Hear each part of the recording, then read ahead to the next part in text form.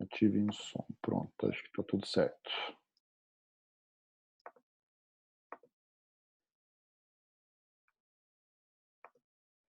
Vai. Pessoal, então, boa noite a todos. Eu sou Eric, eu sou pneumologista, sou intensivista. Agradeço a audiência de todos. Espero poder contribuir de alguma maneira para a gente controlar essa crise planetária aí. E uma talvez das formas que eu possa contribuir, sendo pneumologista e sendo intensivista, é dar algumas noções básicas que a gente vai ver que não são exatamente tão básicas de ventilação mecânica, em especial em ventilação mecânica em COVID e em SARA. Só para a gente entender, eu fico aflito aqui com o confinamento, porque eu não sei quanto vai acabar. Se me dissessem vai acabar em setembro, eu ficaria mais tranquilo, porque não saber quando vai acabar. Então, para vocês saberem mais ou menos quando vai acabar a aula, vou falar de uma parte de fisiologia, conceito básico, história, ajuste inicial do ventilador, depois eu vou navegar junto com vocês. Depois eu vou falar um pouquinho de monitorização da mecânica, como que a gente faz isso, e alguns exemplos práticos para a gente ver se de alguma forma foi útil o que a gente falou aqui.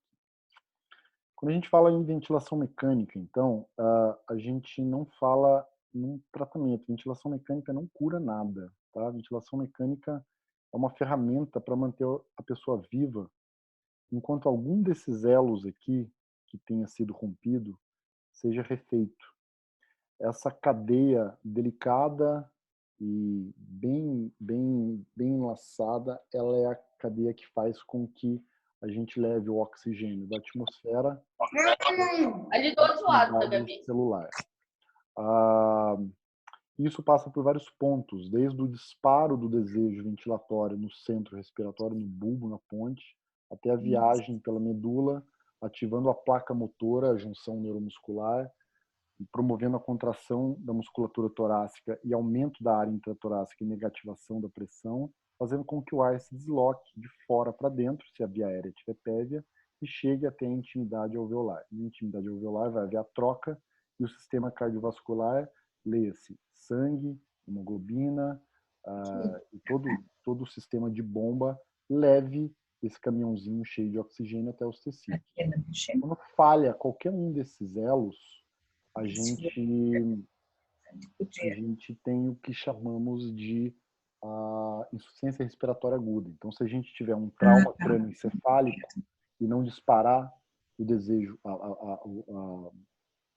a ventilação, o desejo neurológico ventilatório, a gente tem insuficiência respiratória. Se a gente tiver uma mielite, um trauma raquimedular, também. Se a gente tiver miastenia graves ou Guillain-Barré, a gente também entra em insuficiência respiratória. Se fizermos um pneumotórax, um trauma, também temos insuficiência respiratória. Um broncoespasmo por DPOC, ou por asma, ou por bronquiolite, ou por bronquiectasia, ou um acometimento do parênquima pulmonar, como que acontece na pneumonia, na SARA, ou mais atualmente na COVID-19, faz com que a troca gasosa seja interrompida, ou um choque de qualquer gênero, distributivo, obstrutivo, cardiogênico, faz com que os caminhõezinhos não sejam entregues nos tecidos e nas células. E mesmo em nível celular, se a gente tiver uma intoxicação por monóxido de carbono, a gente também pode ter insuficiência respiratória aguda. Então, a ventilação mecânica ela vai ter a utilidade de manter o sujeito vivo enquanto a gente conserta o elo, enquanto a gente refaz algum elo desfeito, enquanto a gente broncodilata, enquanto a gente faz imunoglobulina, enquanto a gente drena um hematoma cerebral e assim por diante. Na COVID-19 é uma pneumonia viral de acometimento multivariado pulmonar, mas com as apresentações mais graves pulmonares fazendo grandes áreas de shunt. Muito bem, temos um problema então que precisa ser resolvido. A gente tem alguém em insuficiência respiratória, temos um bico de saída de oxigênio altamente pressurizado e temos um alvéolo delicado, temos uma estrutura histopatológica bastante delicada que precisa ser feita, que precisa ser ventilada para a entrada do oxigênio e para a remoção do CO2, seja qual for a causa. No caso desse momento, pandêmico, o shunt pulmonar. E isso aqui entra a gente, entre a saída do oxigênio e o pulmão, entra a nossa, vamos dizer assim, a gente participa nesse momento, porque se a gente fizer isso de uma maneira muito, muito afoita, muito abrupta, muito violenta, a gente pode causar mais lesão do que Ah, eu também benefício. queria assistir o Coringa. Então, a gente precisa ter algumas... Deixa eu só tentar parar o microfone de todos, pessoal, que eu estou ouvindo vários ruídos aqui. Só um minutinho. Só um minuto e a gente já volta.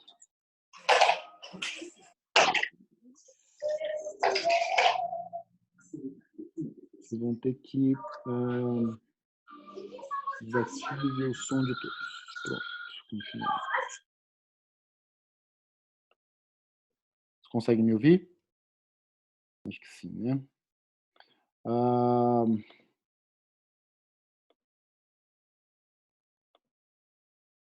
Muito bem. Então a gente entra... A necessidade do operador é fazer essa ventilação mecânica de uma maneira adequada, do ponto de vista de quando, quanto e como o ar vai entrar e sair dos pulmões. Se a gente fizer isso de maneira agressiva, abrupta, em altos volumes, a gente pode lesar mais do que salvar ou do que manter vivo. Lembrando também que a máquina não respira, tá? Nem faz troca gasosa. Então, o Jornal Nacional está equivocado. Não é, o Brasil não tem falta de respirador mecânico. O Brasil tem falta de ventilador mecânico. E falta de trocador mecânico também. O trocador mecânico a gente tem que é a ECMO, mas não é a pauta do momento. Mas a respiração, quem faz são as células. Não existe um respirador artificial. Então, a gente chama de ventilador pulmonar, ou ventilador mecânico, ou ventilador artificial. Os primeiros trabalhos com ventilação mecânica surgiram na virada do século XIX para o XX, com pulmão de aço, que muitos de vocês já devem ter visto alguns vídeos, alguns filmes muito interessantes, em que a gente colocava o sujeito inteiro dentro de um caixão de aço, ficava só a cabeça para fora, a gente gerava pressão negativa lá, para que houvesse diferença de pressão e o ar se deslocasse de fora para dentro. Na década de 30 foram publicados os primeiros trabalhos, mas na pandemia de pólio de 1950, em que foi usado maciçamente o pulmão de aço de uma maneira muito eficiente. Até que aconteceu uma coisa muito curiosa. Acabou o espaço e acabou o número de máquinas. Parece atual isso, né? Bastante atual. Então a gente passou a ter um novo problema a ser resolvido. Precisávamos ou produzir mais pulmões de aço ou produzir algo menor e mais efetivo. Antes de fazer isso, um pessoal em Copenhague, na Dinamarca, começou a traqueostomizar todos os pacientes com pólio e conectá-los a um ambu. E chamar residente, chamar graduando, chamar porteiro, chamar fisioterapeuta, chamar enfermeiro, chamar desocupados em geral, para ficar ambuzando as pessoas. Então, esse é o início da ventilação mecânica com pressão positiva, no meio da pandemia de pólio. Então, nós, seres humanos altamente desenvolvidos, com certeza vamos ter alguns ganhos com essa pandemia, em especial, talvez, até com a ventilação mecânica, assim como foi em 1950. Logo depois, falaram, não dá, né, para deixar as pessoas ambuzando todo mundo. Então, o Dr. Forrest Bird, um engenheiro biomédico, produziu o primeiro ventilador mecânico ciclado e controlado à pressão, que alguns de vocês já devem ter visto, que é o BID Mark 7. Alguns em pronto-socorro se entrega um pouquinho a idade de algumas pessoas. Funciona bem, desde que devidamente regulado. Do ponto de vista fisiológico, um dado importante da gente lembrar é isso daqui. Como funciona o ciclo ventilatório espontâneo e o ciclo ventilatório com ventilação mecânica com pressão positiva. Então, quando a gente inspira, a gente contrai a musculatura torácica, negativa mais a pressão na via aérea, a pressão intrapleural, que era negativa, fica mais negativa ainda, a gente gera diferença de pressão. Isso vai gerar um fluxo inspiratório e a entrada de um volume corrente. Quando a gente cessa o esforço inspiratório, a estrutura elástica, as nossas estruturas elásticas intratorácicas vão tender a voltar para o seu ponto de repouso. Isso vai aumentar a pressão, vai fazer com que a pressão na via aérea aumente, novamente a diferença de pressão, causando um fluxo expiratório e a expulsão do volume corrente, com uma diminuição da negativação da pressão intrapleural. É diferente do que acontece em ventilação mecânica. A ventilação mecânica é na marra, tá? É empurrado o ar de fora para dentro. Então, a gente não cria essa pressão negativa, a gente faz isso com pulmão de aço. Agora, a gente faz isso de maneira, com compressão positiva. A gente empurra o ar de fora para dentro. Quando termina o ciclo inspiratório, abre-se a válvula expiratória, as estruturas tendem a voltar para o seu ponto de repouso e os volumes são expirados. Muito bem, isso tem repercussão, inclusive repercussão cardíaca importante, tá? Não é uma coincidência aquele paciente em choque que vocês acabaram de intubar e ele para em seguida. Aquilo não é uma coincidência. Aquilo é um choque que estava no limite, a gente submeteu o coração a mais pressão positiva, zerou não, mas diminuiu mais ainda o retorno venoso, diminuiu mais a perfusão coronariana e culminou uma parada cardiorrespiratória. Isso que vocês devem estar cansados de ver e ensinar para o aluno de vocês é o esquema da hematose e a relação da membrana alvéolo capilar. Então, as bolinhas verdes, oxigênio, bolinhas roxas, dióxido de carbono. Quando a gente faz a ventilação, a gente traz moléculas de oxigênio que, por equilíbrio dos gases, vai passar para a via intracapilar e o CO2 produzido pelo nosso corpo, que supostamente não tem na intimidade alveolar, é transferido para o alvéolo. Tá? Muito bem, só que a gente pode ter alguns problemas. Por exemplo, problema de difusão, como os pacientes com fibrose pulmonar ou os pacientes com pneumonite, fase inicial de pneumonia viral por Covid. Esse paciente tem uma membrana alvéolo capilar um pouco mais espessada e ele vem hipoxêmico, ele vem com 84, 85 de saturação, porque essa camada fica um pouco mais, ela fica um pouco mais grossa, vamos dizer assim. Mas o CO2 passa, porque ele é 20 vezes mais difusível do que o oxigênio, e quando a gente oferta oxigênio para esse paciente, ele tem uma resposta relativamente boa. Veja a diferença da oferta que eu dei aqui para a oferta que eu dei aqui. Então, nesses pacientes com diminuição da difusão, a oferta adicional de oxigênio vai fazer com que a gente controle, vamos dizer assim, a hipoxemia. Então, uma resposta relativamente boa ao oxigênio, diferente do que acontece quando a gente tem shunt, quando a gente tem consolidação e principalmente quando a gente tem síndrome de desconforto respiratório do adulto, seja em COVID, seja em H1N1, seja em pneumonia por pneumococo. Que aí a gente tem uma membrana alvéolo capilar muito, muito espessa, muitas vezes com colapso do alvéolo. Aí é impossível, aí passa praticamente nada de oxigênio e a resposta ao O2 suplementar, aquele catéter de oxigênio a 5 litros que a gente oferece, não vai trazer um benefício significativo. Você vai aumentar a saturação de 70 para 72. Por quê? Porque está muito espessado, está tudo chuntado. Passa o sangue, mas a gente não consegue ventilar esse alvéolo. Muito bem. O ventilador funciona da seguinte maneira. Aqui temos um paciente entubado, que é o tubo orotraqueal, e aqui temos a máquina. Tá? Então, um software que capta os valores de fluxo, pressão e volume que saem do ramo em Y e levam para a máquina, e painéis de controle em que você define como vai ser a abertura e o fechamento da válvula de fluxo e da válvula exalatória. Grosseiramente, rudimentarmente, como funciona o ventilador é desse jeito. É velocidade de abertura e fechamento de válvula inspiratória e velocidade de abertura e fechamento de válvula expiratória. A válvula inspiratória conectada a um ramo inspiratório e a válvula expiratória conectada ao ramo expiratório. Tá? E as informações de fluxo, pressão e volume aqui conectadas ao Y do tubo orotraqueal. Assim como o carro, a ventilação mecânica também progrediu, né? Então, desde o Big Mark 7, a gente produziu Porsches, a gente produziu X35, a gente produziu HB20, a gente produziu vários carros bons. Eles são diferentes, eles têm algumas características próprias, alguns, mas o design, o jeitão é a mesma coisa. É 4 rodas, para-brisa, volante, botão de ignição ou entrada para chave, que é o que no ventilador? É uma área para curvas, pressão-tempo, fluxo-tempo, volume-tempo, uma área para setagem, que está aqui embaixo nesse maquê, tá?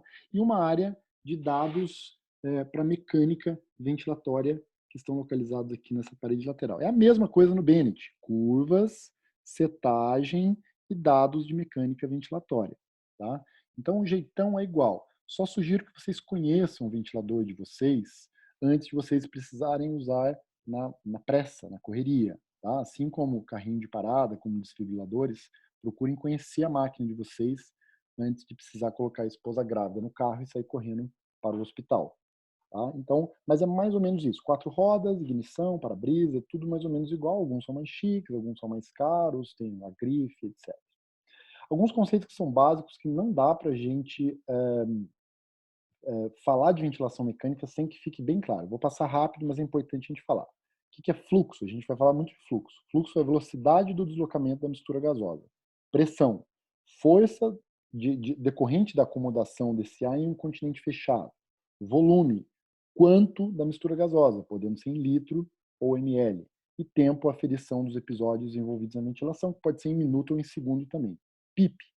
PIP é pressão positiva no final da expiração, ou seja, quanto que fica de pressão na via aérea na fase expiratória do ciclo. Pressão inspiratória é a pressão acima da PIP durante o ciclo inspiratório. Volume corrente é a quantidade de ar que entra e sai dos pulmões em cada ciclo. E FO2 é a fração inspirada de oxigênio daquela mistura gasosa. Pressão de platô, a gente vai aprender a extrair, é a pressão dentro dos alvéolos no final da inspiração. É a pressão que está submetido ao alvéolo quando a gente fornece aquele volume corrente determinado para ele. Pressão de distensão é a driving pressure, é o mantra da ventilação mecânica, é a menina dos olhos da ventilação mecânica. Por quê? Porque é o que mais causa dano se a gente conduzir mal a ventilação. É a pressão que varia dentro do alvéolo durante um ciclo inspiratório, ou seja, quanto que ele passa de pressão na fase ex para a fase ins, ou a pressão de distensão, driving pressure. Pressão resistiva é a pressão necessária para vencer a resistência das vias aéreas, e a pressão transpulmonar é a pressão do pulmão descontada da pressão na caixa torácica. Esse é um conceito um pouco mais avançado que a gente não vai abordar nesse momento. Vou mostrar para vocês as curvas, que é bem básico para a gente entender, principalmente nas duas modalidades principais que vocês vão trabalhar, que é ventilação controlada a volume e ciclada a volume, e ventilação controlada a pressão e ciclada a tempo, VCV e PCV. Curva de fluxo, ou seja, velocidade por tempo em VCV. Fluxo constante em inspiratório, a única modalidade que dá fluxo constante em inspiratório é a modalidade VCV. Tá? Ela pode dar fluxo decrescente também, você pode mexer no botão do ventilador e colocar um fluxo decrescente que é mais fisiológico. Mas a única que tem fluxo constante inspiratório é a VCV. E o fluxo expiratório, ao contrário, numa curva descendente. A curva de fluxo em PCV é sempre decrescente. Tá? Então, a curva inspiratória é decrescente e a curva de fluxo expiratório também decrescente. Curvas de pressão. A ventilação controlada a pressão e ciclada a tempo, ou seja, a PCV, é uma modalidade que a gente define a pressão e essa pressão vai ficar constante na via aérea durante a fase inspiratória, ou seja, não varia a pressão, é controlada essa pressão. É 12 pelo tempo que você definiu. Então é uma onda quadrada. Tá? Então a curva de pressão por tempo em PCV é uma curva quadrada. Diferente da curva de pressão que é variável em VCV. O que a gente controla em ventilação controlada volume é o volume. O que a gente não controla é a pressão. Então, ela nos fornece uma onda, uma curva de pressão variável quando estamos ventilando em VCV. As curvas de volume por tempo, elas são estáticas, são iguais quando é VCV, porque o volume é controlado. Se você pediu 500 ml, todos os ciclos, seja ele assistido, seja ele controlado, todos os ciclos vão fornecer 500 ml, salvo algumas exceções. Diferente da curva de volume em PCV, em que o volume é variável. Ele depende da pressão muscular inspiratória, ele depende da resistência de vias aéreas e ele depende da complacência estática do pulmão. Então é variável. Cuidado quando você estiver ventilando em PCV, porque o volume corrente pode variar muito, principalmente em pacientes acordados que estão realizando esforço inspiratório. Um conceito fundamental que a gente não consegue prosseguir sem abordar é o conceito de relação ins e ex. Tá? Então, o tempo inspiratório e o tempo expiratório. Cuidado que em ventilação mecânica, tempo inspiratório não é o tempo que leva para o ar entrar no pulmão necessariamente. É o tempo compreendido entre a abertura da válvula inspiratória e o fechamento, e a abertura da válvula expiratória subsequente. E tempo ins é a abertura da válvula expiratória até a abertura da válvula inspiratória subsequente. Quando a gente soma os dois, a gente tem o que chamamos de janela de tempo. Ou seja, quando você pega um paciente que você setou 20 de frequência e divide pelo número de segundos, você divide o número de segundos que tem no minuto, divide por 20, ou seja, 60 dividido por 20, você vai ter o valor da janela de tempo em cada ciclo ventilatório de acordo com aquela setagem. Ou seja, em alguém que você pôs 20 de frequência, ele vai ter 3 segundos de janela de tempo. 3 segundos ele vai estar ou em tempo ins ou em tempo ex. Não tem limbo, não tem espaço, tá? Ou você está aqui ou você está aqui. Você pode não estar inspirando, pode não estar expirando, mas você ou está no tempo ins ou no tempo ex. Idealmente que seja mantido de 1 para 2, 1 para 3, um pouquinho mais alargado nos obstrutivos e um pouquinho mais próximo de 1 para 1 nos restritos, como nos casos de SAD. Então, outros exemplos de janela de tempo aqui. Por exemplo, 60 dividido por 12, 5. Uma janela de tempo de 5 segundos. O que a gente controla é o tempo inspiratório. Como que a gente controla o tempo inspiratório? Com um botãozinho em PCV escrito tempo inspiratório. Tem lá 0,8 segundo, 1 segundo, 1,3 segundo. Então você controla isso. O tempo expiratório, não existe esse botão. É o que vai sobrar da subtração da sua janela de tempo pelo tempo inspiratório que você setou. Quando você está em VCV, você também controla o tempo inspiratório. Como?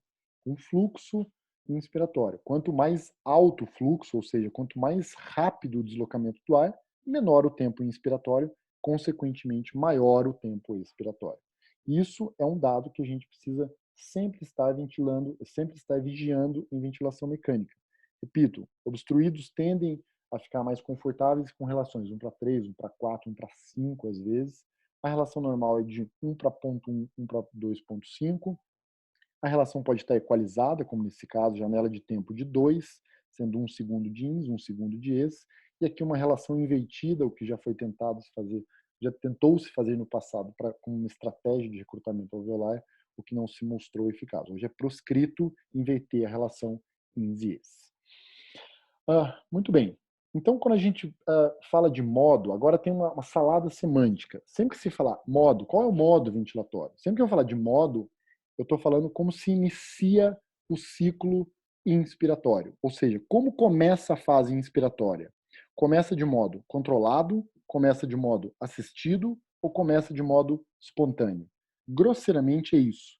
A gente vai trabalhar com 2 modos bem básicos: assisto controlado ou assistido controlado e espontâneo. Para a gente, nesse momento mais importante, que talvez vocês estejam em cenários aí de intubação de emergência, de iniciar a ventilação mecânica, aqui é algo que a gente pode pensar com mais tempo. Mas o início da ventilação, vocês vão ter um botãozinho escrito lá, modo. Aí você clica, aparece AC ou spot, espontâneo. Tá? Você vai colocar AC. AC por quê? Porque é um modo em que ou o ventilador dispara o aparelho a tempo, ou o paciente pede um ciclo assistido. Ah, não entendi. Como assim? É assim, ó. Se o paciente estiver sedado e curarizado, ele só vai receber ciclos controlados. Como? Ah, não sei, você botou uma frequência de 15, a cada 4 segundos ele ganha um ciclo inspiratório. Ou seja, todos os ciclos dele são controlados pela máquina.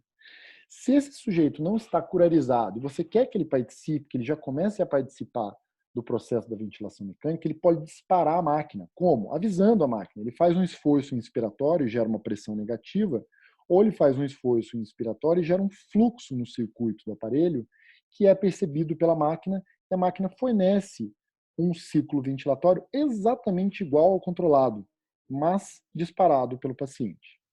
E os disparos espontâneos, que também são a pressão a fluxo, são dentro daquele modo que só o paciente dispara. Se ele não disparar, ele fica em apneia.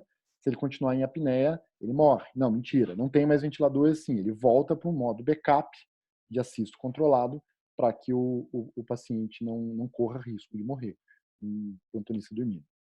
Muito bem. Aqui tem, então, 2 curvas de fluxo-pressão, de fluxo-tempo e pressão por tempo no modo VCV. Por que VCV? que a onda de pressão é variável, ó, não é constante. Tá? Então, eu sei que isso aqui é VCV. Muito bem. Com um disparo controlado, né, mostrado na na curva de fluxo, na curva de pressão, e um ciclo assistido, um disparo assistido. Por quê? Porque a gente tem essa rampazinha de fluxo aqui. Ó. Isso aqui nos mostra que quem disparou esse ciclo não foi o ventilador a tempo, foi o paciente que fez um esforço e gerou um fluxo. Ou fez um esforço e gerou um entalhe de pressão, depende do tipo de sensibilidade que você quer. Isso é detectado pelo aparelho e o aparelho fala, ele quer um ciclo a mais, ele quer um ciclo agora, toma aqui o seu ciclo. Tá? É idêntico ao controlado, mas disparado pelo paciente. Ou seja, um ciclo assistido e um ciclo controlado no modo que chamamos AC, ou modo assisto controlado.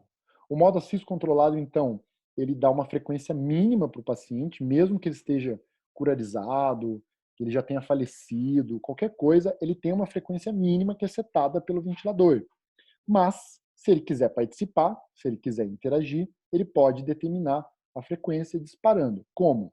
A gente ajusta a sensibilidade do aparelho e, a depender, se ele faz um esforço e atinge essa sensibilidade, ele dispara o aparelho e participa da ventilação. E esse é o modo assisto controlado.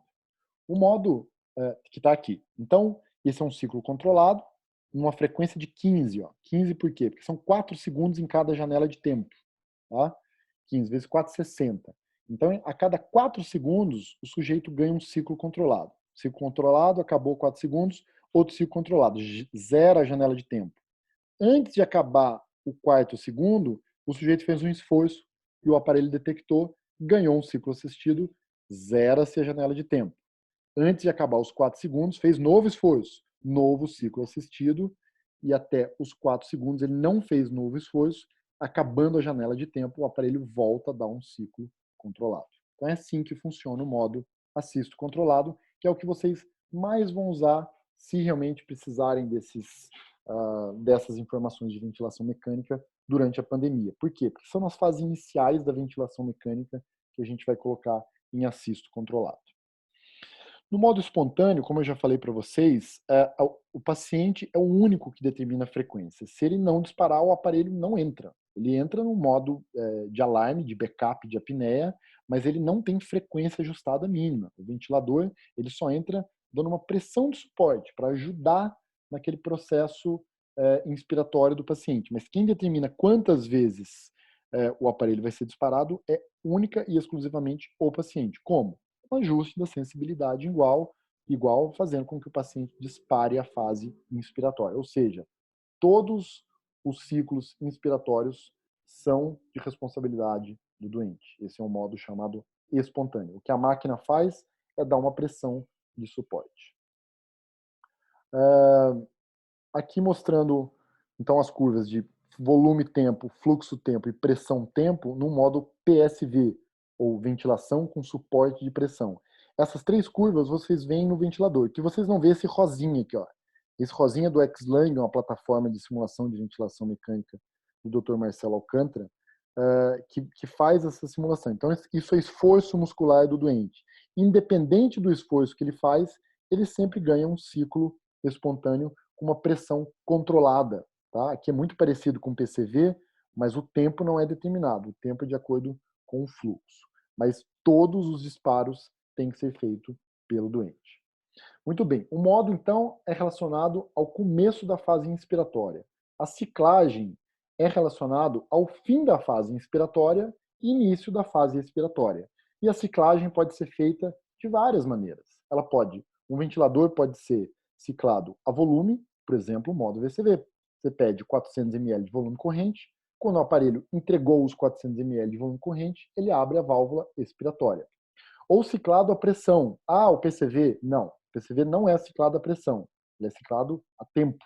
Ele é controlado a pressão e ciclado a tempo. Olha só a diferença. VCV é ventilação controlada a volume e ciclada a volume. PCV é ventilação controlada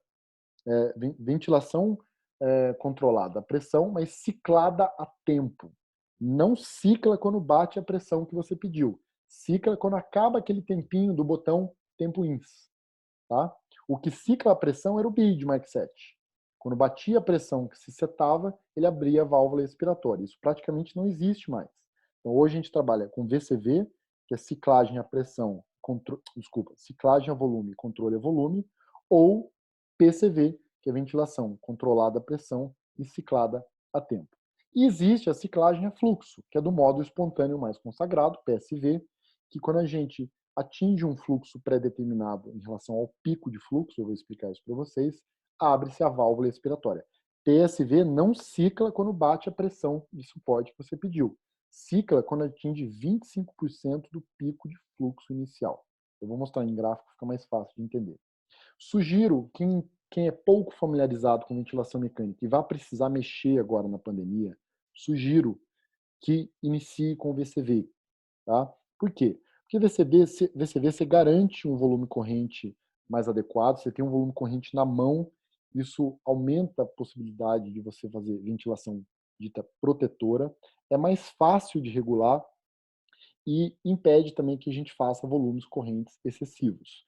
Grandes desvantagens de VCV. Para mim, a maior desvantagem de todas é o sujeito que está meio acordado, um RAS -1, -2, e que traga o tubo orotraqueal. Ele quer um fluxo mais alto, ele quer mais ar, ele está com fome de ar. Quando ele faz isso em VCV, o fluxo é fixo em VCV. Lembra que a gente mostrou ele fixo e algumas vezes até constante. Isso pode causar uma sincronia bastante significativa e um grau importante de desconforto no paciente. Essa é uma das desvantagens. Outra desvantagem, você fala para o ventilador, quero 400 ml de volume corrente a 50 litros por minuto de fluxo. Ele não vai levar em conta a pressão que você precisa para te dar isso. O que interessa para ele é entregar 400 ml a um fluxo de 50, ponto. Quanto isso vai gerar de pressão, isso não é um problema dele. Isso é um problema seu. Você vai resolver com a setagem do alarme. Tá? Então, aqui as curvas básicas de volume tempo, fluxo tempo e pressão tempo em VCV, que a gente já viu. Fluxo quadrado só aparece em VCV.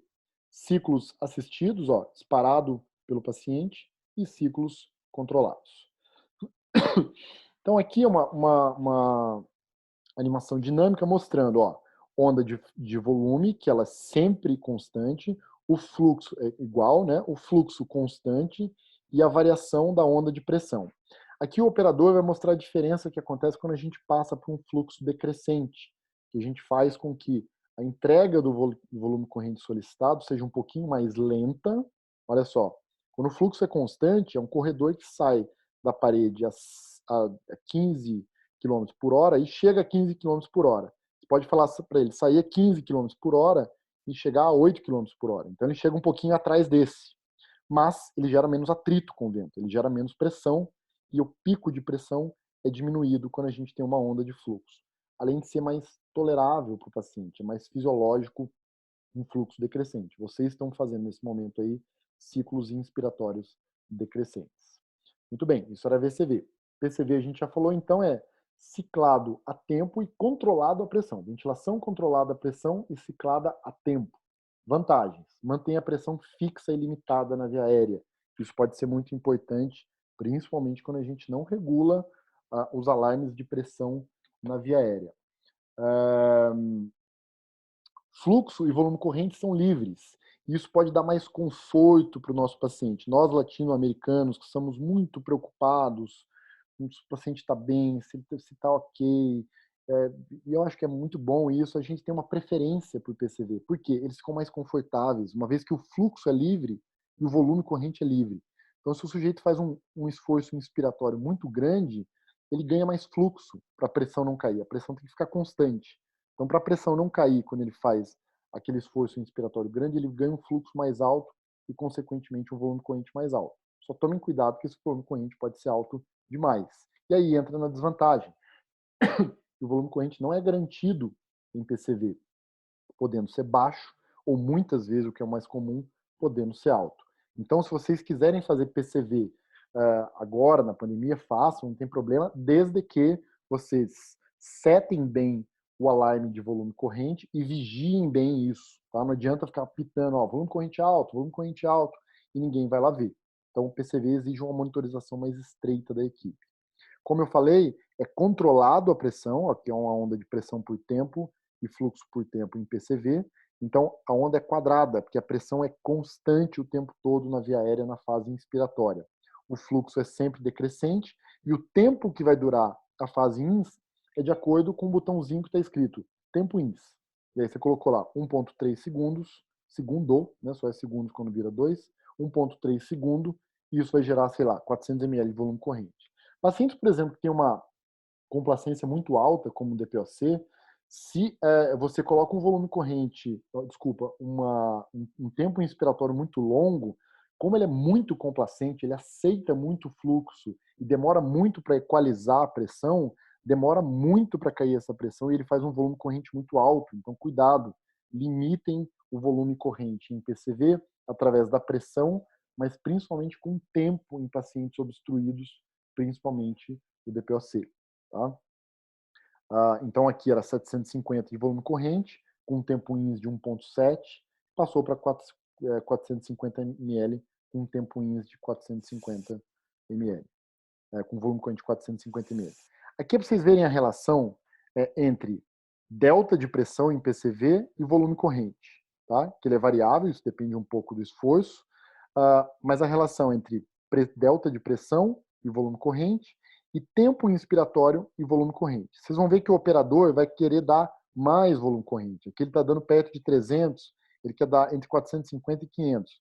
Então ele primeiro aumenta o delta de pressão e faz com que o paciente ganhe mais volume corrente. Ó, por enquanto está relativamente estável. Ele fala, não, eu quero um volume corrente mais alto, está muito baixo. Aí ele dá um delta de pressão mais alto. Ó. Em vez de dar 20, agora ele está dando 27. Realmente aumentou o volume corrente. Mas às custas de um delta mais alto que pode gerar mais dano alveolar. Aí ele falou, não, o delta está muito alto. Voltemos para o nosso delta de pressão de 20, o volume corrente voltou a cair. Ainda dá para aumentar o volume corrente em PCV sem aumentar a delta de pressão. A gente pode aumentar tempo inspiratório, que é o que ele faz agora. Aumentando o tempo inspiratório, essa pressão fica mais tempo na via aérea e o volume corrente sobe um pouquinho mais, sem necessariamente a gente aumentar o delta de pressão. Ou seja, vocês podem ganhar mais volume corrente em PCV aumentando o quanto você dá de pressão inspiratória acima de PIP, ou aumentando o tempo inspiratório, ou aumentando os dois. Tá? E diminuindo da mesma maneira, ou diminuindo o tempo ins, ou diminuindo o delta de pressão. E, finalmente, a ciclagem a fluxo, que é do modo espontâneo PSV. Como é a ciclagem a fluxo? Existe um pico de fluxo inicial, que depende do esforço inspiratório do paciente, e a ciclagem, ou seja, a passagem da fase ins para a fase ex, vai acontecer quando a gente tiver 25% do pico desse fluxo. Ou seja, se o fluxo no pico foi 1 litro por segundo, ele só vai abrir a válvula expiratória quando ele cair para 250 ml por segundo. Tá? Isso você pode setar em alguns ventiladores para aumentar ou diminuir tempo ins também. Ou seja, PCV chega na festa à meia-noite e fala, vou embora à 1 da manhã, independente de quantas pessoas tem. Meia-noite tem 1000 pessoas na festa. Ele fala, vou embora à 1 da manhã, ou seja, vai ciclar daqui 1 segundo. PSV não, também chega à meia-noite, também tem 1000 pessoas, mas ele fala, eu vou embora quando tiver 250 pessoas na festa. Isso pode acontecer à 1 da manhã, à meia-noite e meia, às 4h30, às 5 da manhã, depende da festa, depende do coro.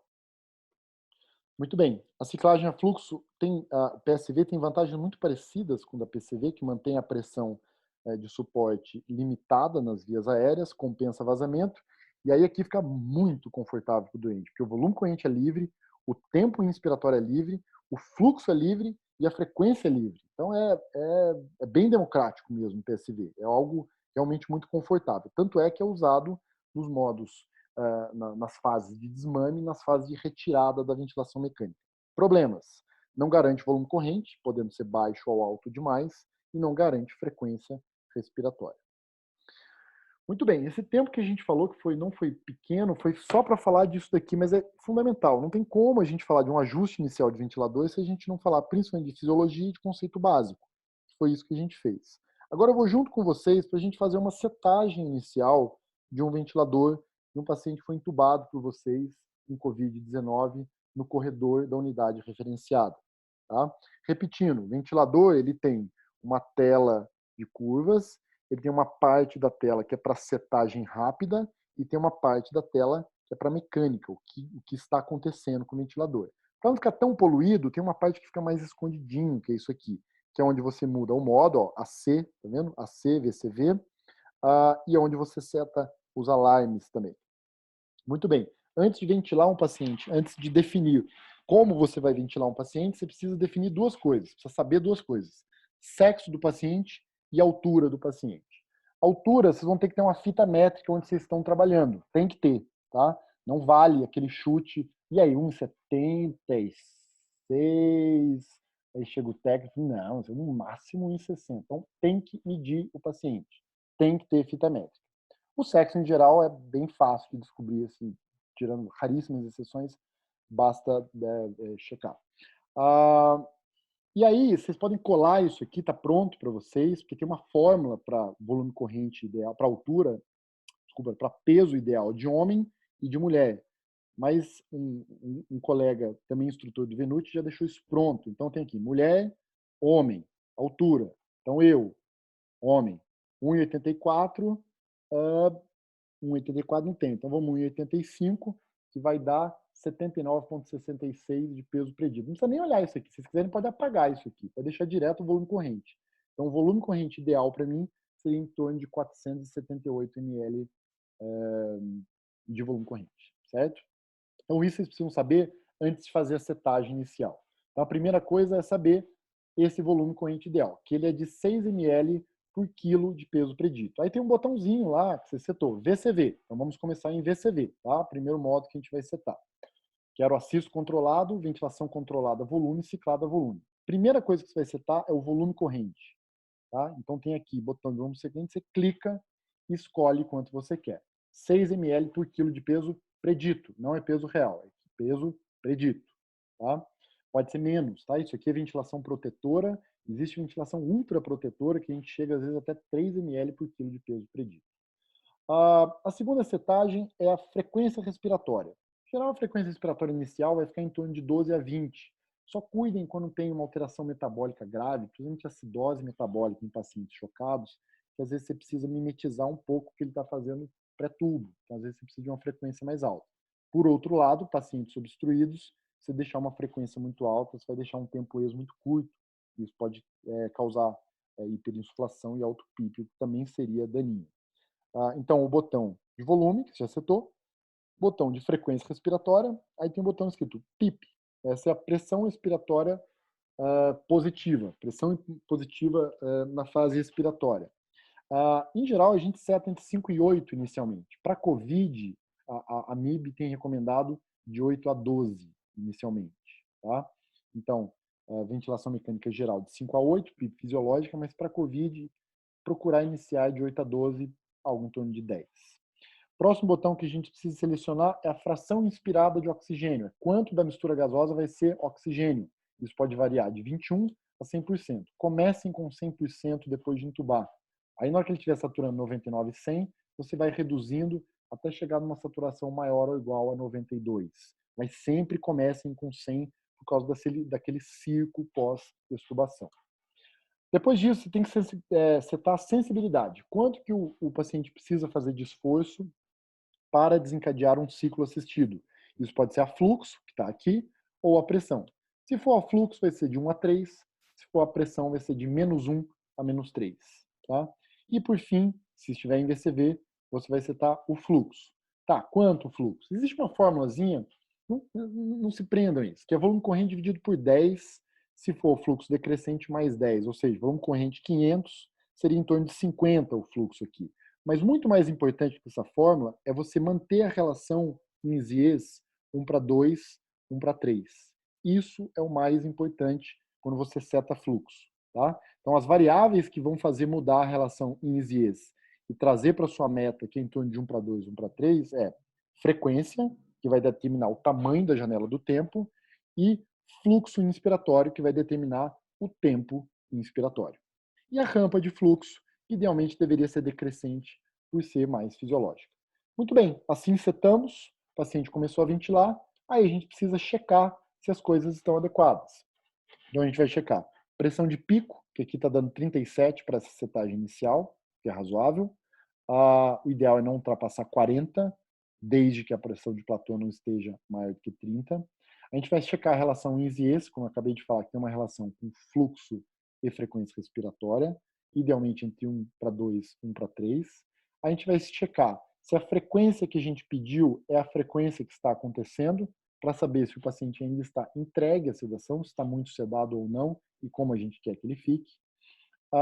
Vai se checar o volume corrente, mas não é controlado? Mas se estiver tendo algum problema, você pode fazer um volume corrente mais baixo, se tendo vazamento, por exemplo. Isso aqui é volume corrente inspiratório, isso aqui é volume corrente expiratório. Tá? Pode ter uma variação, não tem problema aqui de pé de 5 a 7%, mas é importante que esteja próximo disso daí. E vai checar a PIP está mais ou menos próximo do que você setou, certo? Então fiz 5 e aqui ele está fazendo em torno de 5. Muito bem, isso para VCV. Não, eu quero PCV, eu prefiro PCV. Tá bom. Então a gente põe PCV, tem lá modo AC, modalidade PCV. O que muda? Isso aqui não muda, PIP é igual, FO2 não muda, é igual, pressão, a sensibilidade não muda, é igual, frequência não muda, é igual. O que muda é, agora eu não peço mais volume nem fluxo. Agora eu peço a pressão inspiratória na via aérea e o tempo que vai ficar essa pressão. Tá? Então é isso aqui só que muda em relação a VCV. Então, a primeira coisa é uma pressão inspiratória, idealmente não comece mais do que 15, tá? Porque se estiver gerando fluxo, toda essa pressão está indo para o alvéolo. Então, sugestão, inicie com a pressão inspiratória entre 10 a 15. Depois disso, vai setar o tempo inspiratório. Comumente vai ser entre 0,8 e 1,2, a depender se tem doença obstrutiva, restritiva, tem a sincronia de duplo disparo, etc. Mas para a setagem inicial, em torno de 1 segundo, está mais do que bom. Depois disso, a frequência, que obedece o mesmo raciocínio para VCV, PIP, mesmo raciocínio para VCV, FO2, mesmo raciocínio para VCV, e sensibilidade também. O importante, depois que você checou, você setou a PCV, é checar o quê? A primeira coisa que você vai checar, o volume. Tá? Porque mesmo dando 20 aqui, às vezes você pode estar fazendo um volume baixo. Aqui está fazendo provavelmente um volume alto. Eu não sei quanto que media e de que sexo era esse paciente, mas 600 ml me soa um volume corrente alto. Então, checar se o volume corrente se aproximou da meta. Checar a relação INS-IES, checar a frequência respiratória, se está igual a setado, aqui não está. Então, aqui o paciente está fazendo ciclos assistidos, é ele que está disparando. Checar se a PIP está próximo do que você pediu, e a pressão de pico, teoricamente, é a soma da pressão inspiratória mais a PIP. Depois que você fez isso, você tem que olhar o complexo, paciente e ventilador. Tá? Você tem que olhar o padrão do paciente. Então, tão importante quanto olhar quanto que deu aqui de pressão, de relação INS, etc., etc., é olhar como é que o cliente ficou do lado de lá da máquina. Né? Se ele ficou, por exemplo, com um padrão respiratório desse, um padrão de ventilação paradoxal, ou está usando musculatura acessória, ou está fazendo um esforço expiratório, você precisa checar, além dos dados da mecânica, o padrão do conforto, o padrão do acoplamento que a gente fala do paciente com a máquina, certo? E, por fim, vai olhar o monitor multiparamétrico. O que é importante? Muitas coisas, mas o mais importante é isso aqui. A saturação está adequada, se o traçado é condizente, se ele não é aquele traçado errático, né? Às vezes a gente tem 99 de saturação, mas está toda torta essa curva, não vale. Depois a gente tem que checar se a onda de pulso do oxímetro é condizente com a frequência do traçado do eletrocardiograma. Tá? Então, se estiver batendo, realmente é uma saturação fidedigna, de 98%, e a gente já pode iniciar a titulação da FO2. Muito bem, então para fazer a monitorização da mecânica ventilatória, a gente usa dados do paciente, incluindo bom exame físico, e o complexo paciente-ventilador, vendo conforto, vendo acoplamento, vendo modo, vendo a ciclagem e coletando alguns dados do ventilador para análise. Isso aqui talvez fuja de ventilação mecânica básica, mas acho que é importante de vocês saberem nesse momento, tá? Que é isso daqui. Eu não vou falar de cada um em detalhes, mas é importante que vocês saibam como fazer a nossa terceira parte da aula, a monitorização da mecânica ventilatória. Isso é muito importante para doenças tipo COVID, que cursam com síndrome de desconforto respiratório, com shunt importante, com relação PF muito baixa. Isso aqui é muito importante, para vocês terem pelo menos uma noção básica de como fazer. Muito bem. A mecânica ventilatória ela pode ser feita de duas maneiras. De uma maneira global, é um vetor. Rio de Janeiro é muito perigoso. Sim, tem tantos assassinatos por 100 mil habitantes. Aí você vai no Leblon, que é a mecânica regional, não é tão ruim assim. Não tem tanto assassinato, não tem tanto furto. Né? Então, o que a gente vai fazer na maior parte da aula é ver isso aqui. É a mecânica global, é o vetor. É se está com pressão de platô alta ou não, mas sem saber exatamente se é porque tem uma consolidação na base esquerda, direita, se é um infiltrado difuso, etc., que é feito pela monitorização regional, como com tomo convencional e com tomografia por impedância elétrica. Isso aqui é sensacional, mas infelizmente ainda pouco disponível pelo preço. Mas o que a gente vai fazer agora é isso aqui, mecânica ventilatória global. Eu vou ensinar vocês, ou vou mostrar para vocês como coletar alguns dados para ter uma noção de complacência, de resistência e de mecânica ventilatória global. Para vocês entenderem, é fundamental que vocês entendam esse slide aqui. Esse slide é bem simples e, como tudo que é simples, traz um monte de informação. Isso aqui é um resumo do que o ar precisa vencer para chegar a ter intimidade alveolar e ser trocado. Ele precisa vencer a resistência do cano, ele precisa vencer a rua e depois ele precisa vencer aquele estacionamento lotadaço do côndor.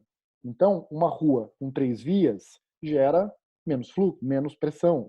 Uma rua com 2 vias gera mais pressão e uma rua que tem uma via só gera muito mais pressão.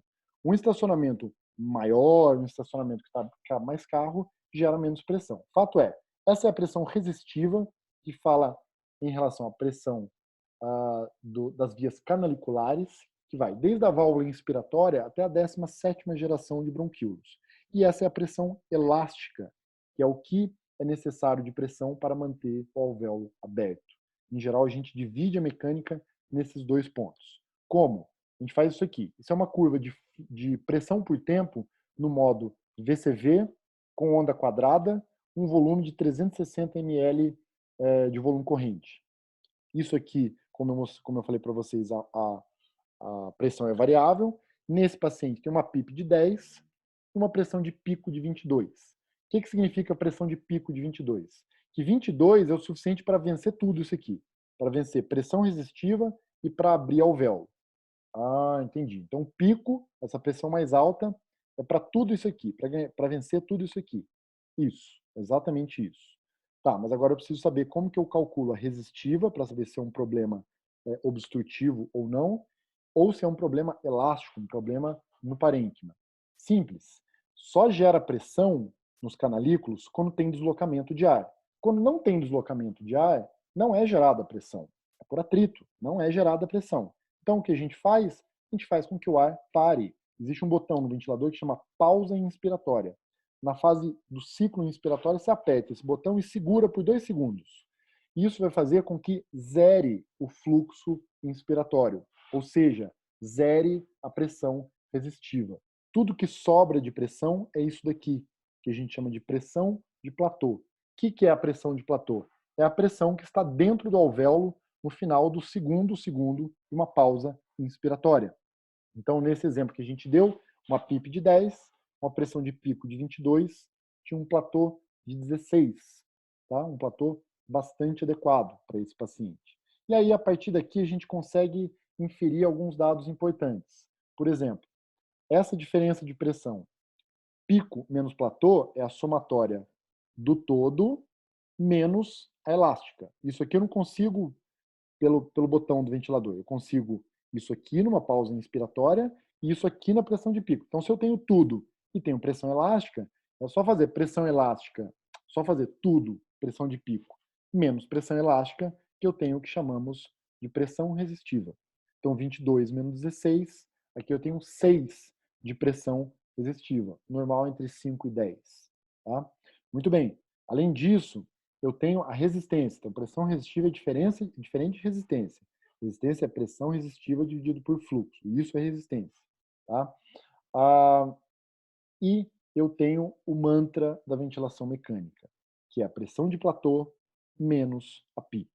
Pressão de platô é a pressão no alvéolo no final da inspiração. PIP é a pressão no alvéolo na expiração. Ou seja, a driving pressure é quanto vai variar de pressão dentro do alvéolo durante um ciclo inspiratório. E isso é uma das coisas mais importantes em ventilação mecânica. E eu calculo fazendo platô menos PIP. Isso é pressão de distensão. Tá? E aí, quando você tem... então, só repetindo, sempre tem que ser em VCV, onda quadrada, e fazer uma pausa inspiratória de pelo menos 1 segundo. Aí você tem pressão de pico, de platô e de PIP para extrair essas variáveis. E aí você vai conseguir saber quanto é a pressão resistiva, quanto é a pressão elástica. Então aqui estava bastante adequado. Driving pressure de 6, o ideal é menor ou igual a 15. Pressão de pico, desculpa, pressão resistiva de 6, o ideal é entre 5 e 10. E uma complacência bastante razoável, de 360 dividido por 6, uma complacência de 60. Complacência normal entre 40 e 60. Ótimo, excelente. Mas olha esse daqui, ó. Também com pressão com a PIP de 7, também um volume de 360, vai fazendo uma pressão de pico de 41. Ué, mas por que será que está fazendo essa pressão de pico de 41? Não sei. Pode ser um problema aqui, pode ser um problema aqui. Como que eu vou saber isso? Fazendo uma pausa inspiratória. Quando você faz a pausa inspiratória, você tem uma pressão de platô, e quem entende de ventilação mecânica, muito familiarizado, quando vê o padrão da curva, já consegue dizer se é um problema resistivo ou se é um problema elástico. Quando você tem uma pressão de pico muito distante da de platô, você já consegue saber que é uma pressão, que é um problema no canalículo, que é um problema na transmissão do ar da válvula inspiratória até a 17ª geração de bronquíolo. Ou seja, uma pressão resistiva de 41 menos 12, uma pressão resistiva bastante alta, tendo uma driving pressure, um platô de 12, uma PIP de 5, uma driving pressure de 5. Então, bastante razoável, com uma complacência bem boa, mas com um problema resistivo. Por que será que acontece isso? Por várias coisas. Pode ter sangue no circuito, pode ter sangue na via aérea, pode ter secreção, o sujeito pode estar mordendo o tubo, o técnico do raio-x pode ter dobrado, qualquer coisa que faça com que a rua não tenha mais 4 vias, tem agora 2, uma via. E um dos mais comuns é a apresentação com broncoespasmo, tá? Que vai fazer com que a pressão resistiva fique muito alta, uma pressão elástica normal, a não ser que esteja havendo hiperinsuflação. Muito bem, mesmo exemplo. PIP de 7, pressão de pico de 41. Mas agora a gente faz a pausa inspiratória, onde está o platô? Por isso que a gente já conversou, a gente já consegue ter uma noção de que, aparentemente, não temos um problema sério nos canalículos, né? Pelo delta aqui, já dá para perceber que não é um problema sério no canalículo, mas a pressão alveolar está muito alta. Então, pressão de pico de 41 com a pressão de platô de 37. Então, a pressão resistiva aqui de 4, que é normal, mas um driving pressure de 37 menos 7, um driving pressure de 30. Um driving pressure extremamente alto, fazendo provavelmente uma complacência, provavelmente não, com uma complacência muito baixa. Por que isso acontece? Por vários motivos.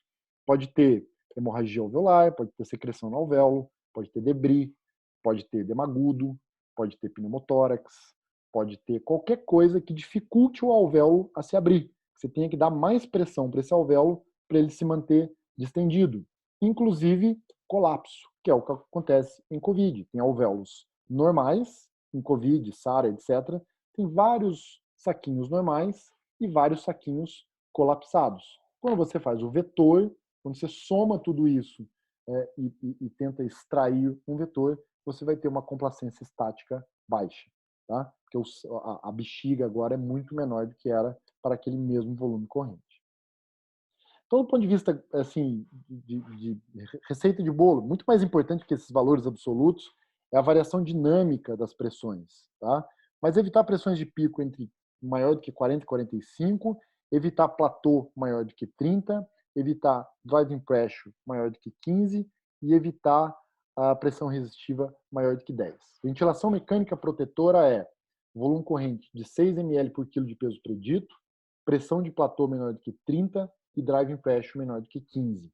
Se vocês estiverem fazendo isso em pacientes com COVID, está ótimo. Mesmo que a saturação esteja 89, 90. Se vocês estiverem fazendo ventilação protetora, ótimo. Esperem que esse pulmão vai melhorar. Pelo jeito, demora para melhorar. Nosso paciente do HC já está quase 2 semanas e na Itália a média foi de 3 semanas de ventilação mecânica. Então demora, mas vai melhorar. Não é a ventilação mecânica que vai fazer a SARA desaparecer. A ventilação mecânica só vai deixar o sujeito vivo e não causar mais lesão no pulmão. Tá? Então tentem seguir esses valores. Entende-se então que a driving pressure é um prisma, né? Ela é uma razão diretamente proporcional ao volume corrente. Quanto mais alto o volume corrente que você der, mais alta vai ser a variação de pressão. Inversamente proporcional à complacência. A complacência é o quê? A capacidade de acomodamento do ar no ambiente fechado. Então, quanto mais duro o pulmão, maior vai ter que ser a variação de pressão para dar aquele mesmo volume. Né? Então, é isso aqui. A relação ao volume corrente. 500 ml de volume corrente na bexiga vai gerar um driving pressure de 20, por exemplo. Se você der 250 para a mesma bexiga, você vai gerar um driving pressure de 10. Tá? Ou a bexiga é igual, a mesma coisa, o tamanho do volume é igual. Só que antes ela estava aberta, as fibras elásticas dela estavam adequadas. Agora está colapsada, é uma bexiga baby lung, que a gente fala, é fechado, é um troço pequeno. E aí você precisa gerar grandes variações de pressão para conseguir abrir e gerar o volume corrente que você quer. Tá? Então aqui também você vai ter uma driving pressure alta, provavelmente que é o que estava acontecendo no caso que a gente exemplificou. Aqui a relação das complacências da curva PV, curva abscissa, pressão, ordenada, volume. Então quanto mais próximo do amarelinho, menos complacente, né? Você precisa variar muito o volume para variar um pouco a pressão. E o verdinho aqui com um padrão mais enfisematoso, complacências muito altas, o que não é bom também. Tá? Complacências muito altas não é bom, porque pequenas variações de pressão vão gerar grandes variações de volume. O problema não é nem a complacência, o problema é a elastância. O sujeito recebe um grande volume corrente e não consegue expulsá-lo depois, que é o caso do DPOC. Muito bem, então vamos voltar aqui nos exemplos que fica mais claro da gente entender. Volume corrente de 500 ml, que a gente já tinha falado de 6 ml por quilo de peso predito, frequência de 20, PIP de 5, que o ideal seria 8 a 12, FO2 de 100, sensibilidade setada, fluxo ok, e aí a gente fez a mecânica ventilatória desse paciente, desse aqui que a gente tinha setado. Tá? Aí deu lá uma pressão de pico de 37, como está mostrando aqui no ventilador, tá? Uma PIP de 5, como está mostrando no ventilador, um volume corrente de 500 com 55 de fluxo, como a gente pediu também. Quando a gente faz a pausa inspiratória, a gente gera essa pressão de platô, que no caso desse paciente deu 35. Ó, pressão resistiva é adequada, é 2.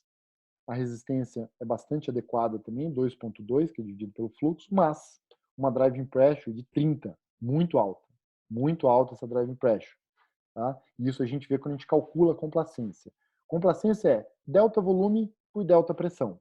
Que volume que interessa? É o volume corrente. Que pressão que interessa? Qual que é o mantra? É driving pressure. Então, volume corrente sobre driving pressure é o cálculo da complacência estática. E desse paciente é 16 ml por centímetro de água. Péssimo. O normal é entre 40 e 60. Tá? Esse pulmão está duro, está difícil de abrir. Por que será que está difícil de abrir? Talvez por isso aqui. Talvez por acometimento de uma pneumonia viral, em que a gente tem áreas de colapso alveolar intercaladas com áreas de alvéolo sadio. E aí, quando você fornece 500 ml de volume corrente, essas áreas que estão fechadas, com a PIP de 5, ela continua fechada. Então, o volume corrente só vai para as áreas sadias. Ele só se distribui nas áreas sadias, o que gera uma pressão muito alta e hiperdistensão na área sadia. Então, a gente não abre o colapso, a gente não abre as áreas que estão colapsadas e submete as áreas sadias a mais distensão, a mais lesão, que a gente chama de VILI, Ventilator Induced Lung Injury, que é a hiperdistensão ou o volutrauma. Por quê? Porque quando a gente tem, aqui são curvas de impedância, mas só para vocês terem uma noção. Aqui PIP de 4 até PIP de 26. PIP de 5, esse paciente tinha um colapso em torno de 51% da área estava colapsada.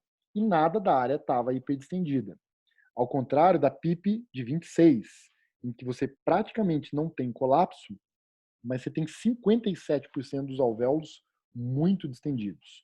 O ideal, quando se faz a titulação pela complacência, é achar esse ponto de cruzamento, onde você tem um mínimo de hiperdistensão e um mínimo de colapso, que em geral vai ser coincidente com um ponto de melhor complacência. Ou seja, você traz alvéolos para participarem da troca gasosa E aqueles que já participam, você não submete a hiperdistensões. Tá? O racional de titulação de PIP é isso. É colapsar o mínimo possível e hiperdistender o mínimo possível, fazendo com que a bexiga tente participar como um todo da troca gasosa. Como que a gente faz isso? Tem várias maneiras, não existe um trabalho fundamentando qual que é a melhor maneira, as pessoas ainda tentam comprovar, a pressão pressão transpulmonar era uma grande promessa, mas não se comprovou. Então hoje a gente usa ou a tabela AirdsNet, que é uma tabelinha de PIP e FO2 que você vai dando e vai olhando saturação, ou o método de titulação decremental da PIP, que eu vou mostrar brevemente para vocês. Como que é a tabela AirdsNet? É bem simples. Você pega a PIP, pega a FO2 e a cada 2 minutos você vai submetendo, você vai aumentando isso aqui no paciente. Então existe a tabela para PIP baixo, que é para SARA leve, ou seja, relação PF abaixo de 200, e existe uma tabela de PIP alta para SARA moderada e grave, você já começa com PIP de 12 e FO2 de 30, e vai a cada 2, 3 minutos aumentando isso aqui até ter saturação entre 88 e 92. Tá? Pelos trabalhos, não existe superioridade entre tabela AirdsNet e método decremental. Mas o método decremental ele é mais lógico, você parece ter uma noção melhor do que você está fazendo. Obviamente, se você tiver o tomógrafo por impedância elétrica, mais adequado ainda, mas 99,9% das vezes a gente não vai ter. Então a gente faz a titulação decremental e vai calculando ou complacência estática ou driving pressure. Segundo o Dr. Marcelo Amato, está menos sujeito a variáveis e erros matemáticos o cálculo direto da driving pressure. Eu vou simular aqui para vocês como que a gente pode fazer. Antes a gente fazia, então, a manobra de máximo recrutamento, ou de recrutamento máximo, até o trabalho ART do Dr. Alexandre Biasi, que foi publicado em 2017, que não enterrou a manobra, mas não se faz mais de rotina. O que a gente fazia antes? A gente abria o pulmão na marra, até pressões bem altas, ó, PIP de 35 com delta de 15. A gente ficava 1 minuto com 25 de PIP, 15 de delta, 30 de PIP, 15 de delta, 35 de PIP e 15 de delta, aqui para abrir o pulmão. Depois punha PIP 23 e a cada 3 minutos ia descendo a PIP e calculando complacência estática. E a gente achava o ponto em que havia a melhor complacência estática. Achei em 17. Aí abria de novo o pulmão, mostrando aqui um novo recrutamento, e aí colocava direto a PIP lá. Não se faz mais isso de rotina. O que sugere hoje, principalmente na COVID, é uma mini titulação que eu vou mostrar para vocês como a gente poderia fazer. Muito bem, por fim, para terminar, ficou longa, né, a aula, mas essa parte talvez mais divertida, que são as aplicações práticas. Então, um paciente masculino, de 63 anos, 83 quilos, 1,70 m, portador de hipertensão e diabetes, usuário de captopril e metformina. Chega com queixa de febre, mialgia, cefaleia e tosse há 3 dias, desde ontem à noite, com dispneia intensa. Pressão normal, frequência respiratória 33, temperatura 39, frequência cardíaca 130. Taquipneico, saturando 84 com catéter de oxigênio. Murmúrio vesicular presente com estertor fino em ambas as bases. Estável hemodinamicamente, abdômen normal, sem edema de membros inferiores. No momento, não há hipótese diagnóstica mais robusta do que uma síndrome respiratória aguda por pneumonia viral por coronavírus. Tá? Então, foi feita essa hipótese diagnóstica e, entre tantas medidas iniciais, foi feita a intubação com sequência rápida com ketamina, lidocaína e succinilcolina. E aí, a gente foi fazer a setagem inicial desse paciente. Então, a primeira coisa, a gente sabia que ele era um homem e ele pesava 83 quilos. Não interessa 83 quilos, isso aqui é peso ideal. O que interessa é se é um homem e qual é a altura dele. Ele tinha 1,70 m, tá? Então, o peso predito para ele, 66 quilos, o que daria um volume corrente em torno de 396, ou seja, 400 ml de volume corrente. Trouxeram o ventilador para você, o paciente já estava entubado e vocês iriam fazer a setagem, então. Já falamos do volume corrente, disso aqui, então vamos lá fazer. Volume corrente 400 ml, frequência, ele chegou com 33 de frequência. Ficamos com medo de ter uma alteração, uma vez que não temos gaso na hora, com medo de ter uma alteração metabólica do tipo acidose metabólica grave, dele precisar dessa frequência alta para manter um pH pelo menos entre 7,15 e 7,25. Então, optamos por uma frequência mais alta inicial. Além disso, uma PIP de 10, é COVID, comecem entre 8 e 12. Se for obeso, comecem com 12 direto. Tá? FO2 inicial, 100%, até passar o ciclo da intubação. Sensibilidade, se for a pressão, menos 2. Fluxo, volume corrente dividido por 10 mais 10. Inicial, tá? 50, mas com uma meta de ter uma relação 1:2, 1:3, mais ou menos. Em doenças restritivas, em COVID, dá para aceitar menos, 1:1,5, 1:2. E uma rampa de fluxo decrescente. Ótimo, assim foi feito. E a gente teve os seguintes dados. Pressão de pico, 31. Relação 1,1:1, ou seja, está invertida a relação aqui. Frequência respiratória de 30, então o sujeito ainda está encostado, provavelmente curarizado ainda. O volume corrente está adequado, dentro do que a gente pediu. A PIP está dentro do que a gente pediu também, 10. E o volume minuto, que é a frequência respiratória vezes volume corrente, em 12. Tudo bem, as coisas parecem estar razoáveis aqui. A gente vai na monitorização e vê uma saturação de 100%, uma curva de oximetria adequada, com concordância entre a onda de pulso e o traçado eletrocardiográfico. Então, os dois estão em 60, ou seja, dá para confiar na saturação periférica de oxigênio desse monitor. Muito bem. E aí, vamos aproveitar que ele está sedado e curarizado. Um detalhe que eu não falei quando eu expliquei a mecânica é, além de ser VCV, além de ser onda quadrada, esse paciente precisa estar sedado, idealmente curarizado. Se ele participar, se ele der esforço ventilatório, muda tudo o raciocínio aqui. Tá? Então, esse paciente precisa estar sedado e curarizado, como dito aqui embaixo. Muito bem, assim fizemos. 400 ml, 10 de PIP, pico de 31, fez um platô de 22 e uma PIP de 10. Parece bastante razoável, né? 31 menos 22, 9 de pressão resistiva, está dentro da meta. Resistência 10,8, também dentro da meta. Driving pressure 22 menos 10, 12. O ideal é menor ou igual a 15. E uma complacência estática de 33, que não é normal, mas em vigência do que ele chegou em vigência da nossa hipótese diagnóstica, é uma complacência bastante razoável. Tá? Então parece adequado. Ok? Ok, tudo certo. A gente só precisa fazer mais algumas coisas, né? O que a gente poderia ajustar aqui? Então precisaríamos ajustar isso aqui. Não deixem saturando 99, tá? Entre 92 e 96 está mais do que bom. Então podem titular a FO2 baseado na saturação periférica de oxigênio. Deram 35 e viram que com 35 ele saturava 93%. Ótimo, assim foi feito. E essa relação invertida de 1,1:1 pode ser resolvida de duas maneiras. Ou aumentar o fluxo para diminuir tempo inspiratório, ou diminuir frequência respiratória para aumentar o tamanho da janela de tempo. Aqui optou-se por diminuir a frequência para 26, ali diminuiu para 26, e a relação passou de 1,1:1, agora é 1:1,4. Não é próximo de 1,2, mas em vigência de uma doença restritiva é bastante razoável. Ótimo, é isso. Tá? Isso vai ser a resposta que o paciente de vocês com COVID, sem tanto shunt, vai ter. Vai ser um bom respondedor a valores razoavelmente baixos de PIP e valores razoavelmente baixos de FO2.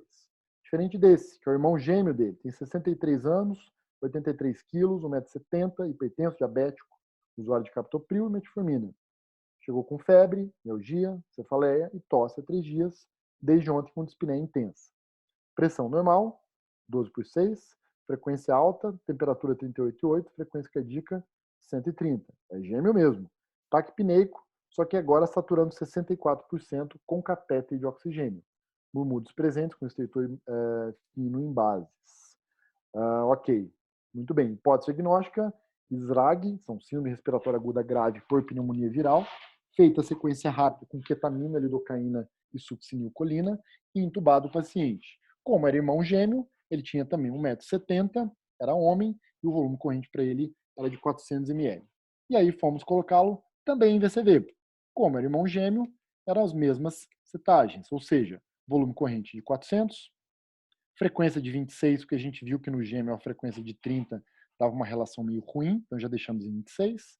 Uma PIP de 10, uma FO2 de 100, uma pressão de disparo de -2 na sensibilidade, um fluxo de 50 com a onda decrescente. Ótimo. Isso gerou uma pressão de pico de 46, o irmão gêmeo era 31, a relação de 1 para 1,4, uma frequência de 26, está encostado, um volume corrente adequado dentro do que a gente pediu, uma PIP normal, dentro do que a gente pediu, e um volume minuto também compatível com frequência respiratória e volume corrente. Ótimo. E aí vimos o traçado, monitor multiparamétrico, e vimos o seguinte, saturação de 83%, com PIP de 10 e FO2 de 100%. A curva era confiável, a onda de pulso e o traçado batiam, e aí tínhamos um problema, né? Ok, vamos ver qual é o problema então. Fizeram uma pausa inspiratória e tiveram isso aqui, PIP de 10, pressão de pico de 46, com um platô de 39. Esse paciente tinha 29 de driving pressure. Então, para dar os 400 ml de volume corrente para ele, por conta daquele pulmão heterogeneamente acometido, ele precisava gerar 29 de variação de pressão, o que é muito daninho para os alvéolos que estão sadios ainda. Tá? E uma pressão de pico normal. Então, problema de via aérea ele não tinha. 7 centímetros de água, resistência adequada, mas uma driving pressure de 29, que é muito, muito alto. E aí o cálculo de complacência dando 13,7 ml por centímetro de água, o que é muito ruim. Poxa, mas o irmão foi tão bem, né? Poderia ser todos assim, poderia ser todos assim. Tem alguns Covids que se comportam como o irmão dele, tem alguns que se comportam como ele. E aí vocês têm que saber minimamente se virar diante disso. Como que a gente pode se virar? Como eu já falei para vocês, a gente vai ter que trazer alvéolos para participar dessa troca gasosa, dessa troca do processo ventilatório. Ele deve ter muito colapso alveolar e o que sobrou de alvéolo sadio, quando a gente dá 400 de volume corrente, a gente precisa distender muito para fazer esse volume. O que a gente precisa fazer? Precisa abrir esses alvéolos que estão fechados, se eles forem abríveis. Não sei se existe esse termo, mas se eles forem abríveis, a gente precisa abri-los. Como? Então, aqui mostrando aquilo que eu já mostrei para vocês, provavelmente a secundária é isso, né? Essas áreas brancas não estão participando do processo ventilatório. E as áreas pretas, que estão sadias, sofrem e adoecem. Se vocês deixarem ele ventilando assim, ele vai saturar 83% hoje, mas amanhã ele vai estar saturando 58%. Que as áreas que estão sadias rapidamente vão adoecer junto e ele vai morrer por hipoxemia refratária. Então, duas possibilidades. Uma possibilidade é usar a tabela EDSNET modificada. O pessoal da UTI respiratória da USP percebeu que os pacientes com COVID, eles precisam muito mais de FO2 do que de PIP. Não eles perceberam. Os dados provenientes da Itália, China e Espanha mostraram que quando se usou a tabela EDSNET para os pacientes com COVID com complacência muito baixa, eles foram submetidos a pressões muito altas de PIP, que muitas vezes não precisavam guiado pela mecânica. Então, se refez uma tabela EDSNET, se adaptou uma tabela EDSNET e se colocou mais ou menos isso daqui. Então, se o nosso paciente tivesse, como a maioria dos meus chegam lá na UTI do HC, com 5 de PIP e 40 de FO2, a gente vai aumentando por aqui, com essa meta de saturação aqui, inicial entre 90 e 95, mas se a gente chegar nesses valores vermelhinhos, a meta pode passar de 90 para 93. Como? A cada 2, 3 minutos a gente vai aumentando. Primeiro aumenta a PIP, depois aumenta FO2, depois aumenta PIP de novo, depois aumenta FO2, depois PIP, depois PIP, depois PIP, depois FO2, FO2, PIP, enfim. Você vai seguir essa tabela a cada 2, 3 minutos com essas metas de saturação. Tá? O nosso paciente estava com 10 de PIP e 100 de FO2. Então a gente já estava aqui, mas com PIP lá atrás. Uma das sugestões é você pegar essa tabela e a cada 2, 3 minutos você vai aumentando. Primeiro para 11, a saturação, olha lá, 86, opa, começou a melhorar. Não deu certo. Então vai para 12, a saturação passou para 88, mas estou fora da meta da Dilma ainda. Então vou aumentar mais, está para 13 de PIP. Agora a saturação passou para 89. Agora 14 de PIP. Mas não tá bom. Então já estamos aqui, ó, 14,100. Já estamos nesse ponto, mas ainda com 89. E aí deu 90. Quando eu passei com 14, aqui eu já poderia ter parado. Eu já cheguei na meta, 14, 100%. Eu poderia parar aqui e refazer cálculo de mecânica se assim for impossível. Se não, não sei, o ventilador não dá, não lembro como é que faz. Ok, deixa nesse valor e deixa que ele sature 90 até chegar ao universitário. Tá? Mas se quiser aumentar um pouco mais, para 15, e aí saturou 92%. Então, uma das possibilidades de resolver o problema do irmão gêmeo, que estava saturando 83, é ir titulando a PIP e a FO2 baseada nessa tabela EDSNet do grupo da USP, adaptado pelos dados extraídos da Espanha, da Itália e da China. Tá? Uma das possibilidades mais simples é vocês imprimirem isso aqui e colarem no ventilador de vocês e irem fazendo isso aqui. A outra possibilidade é a gente fazer a titulação decremental da PIP. Em geral, não se faz mais de rotina aquela manobra de máximo recrutamento, como eu mostrei. O que se sugere, não só pela evidência do ART, mas pelas evidências do coronavírus, é que a gente faça uma mini titulação de PIP. Como assim mini titulação de PIP? Mais ou menos isso aqui, mas com pressões menores. Tá? Então, vou dar uma sugestão para vocês. O que a gente poderia fazer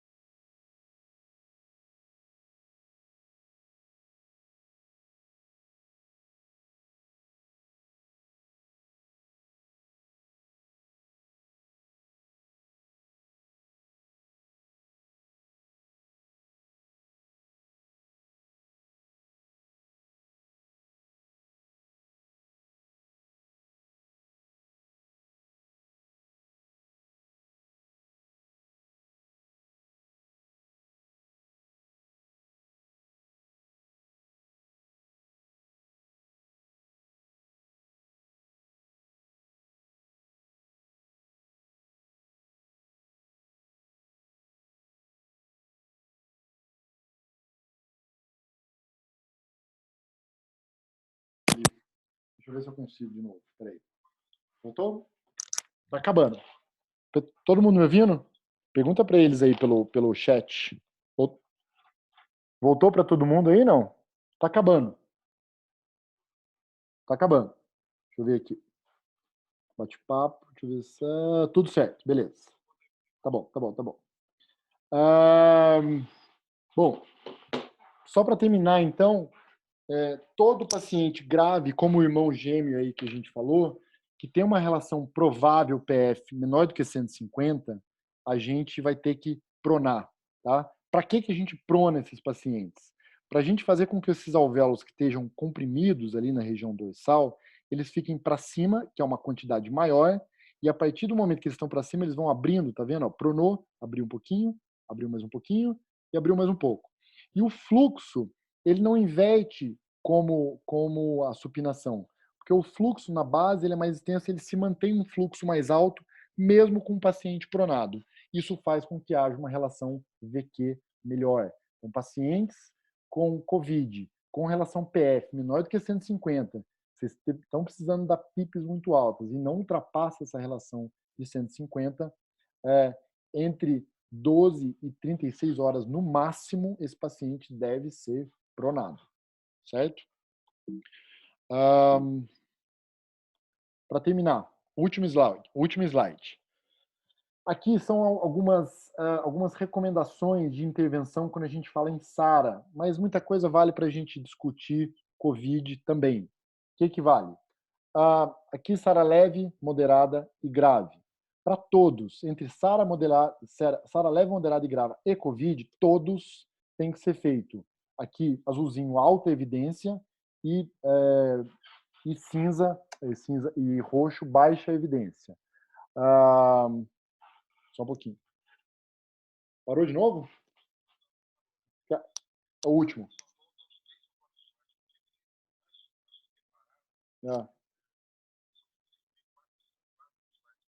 Tá bom. Tá, dá prona. Vou voltar então. Tá bom. Dá prona? Beleza, tá bom. Tá bom, beleza, pode deixar. Vou voltar aqui porque eu acho que eu fiquei falando para as paredes um pouco e não sabia que estava fora. Então aqui acho que todos acompanharam, né? Aqui uma sugestão de mini titulação decremental de PIP com o encontro de melhor driving pressure. Só lembrando que esse paciente, esse gêmeo aqui, que precisou de PIPs tão altos, vamos supor que ficou lá 16, 18, com uma relação PF de 120, 130, esse paciente precisa ser pronado.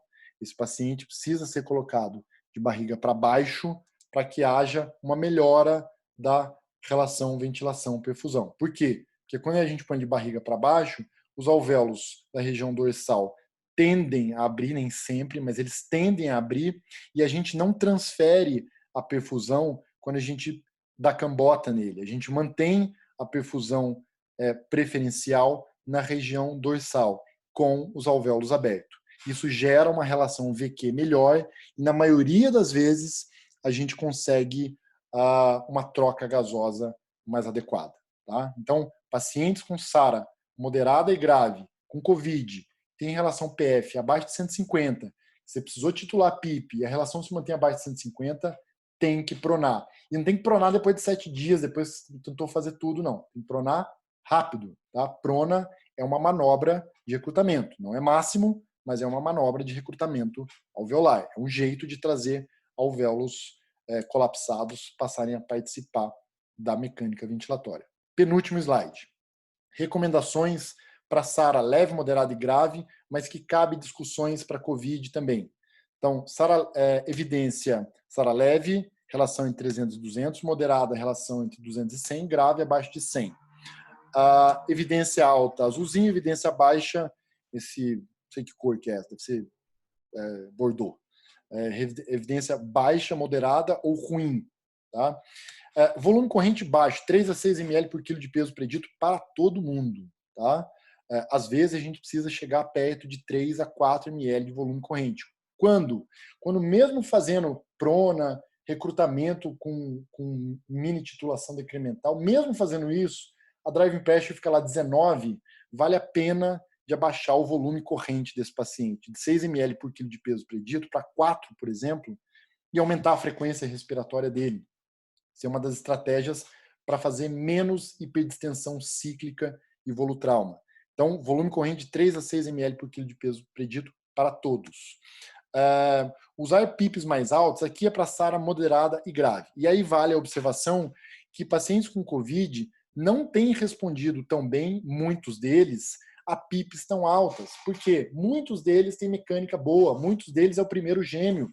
Só que, apesar de ele ter mecânica boa, ele satura muito. Não se sabe essa resposta ainda.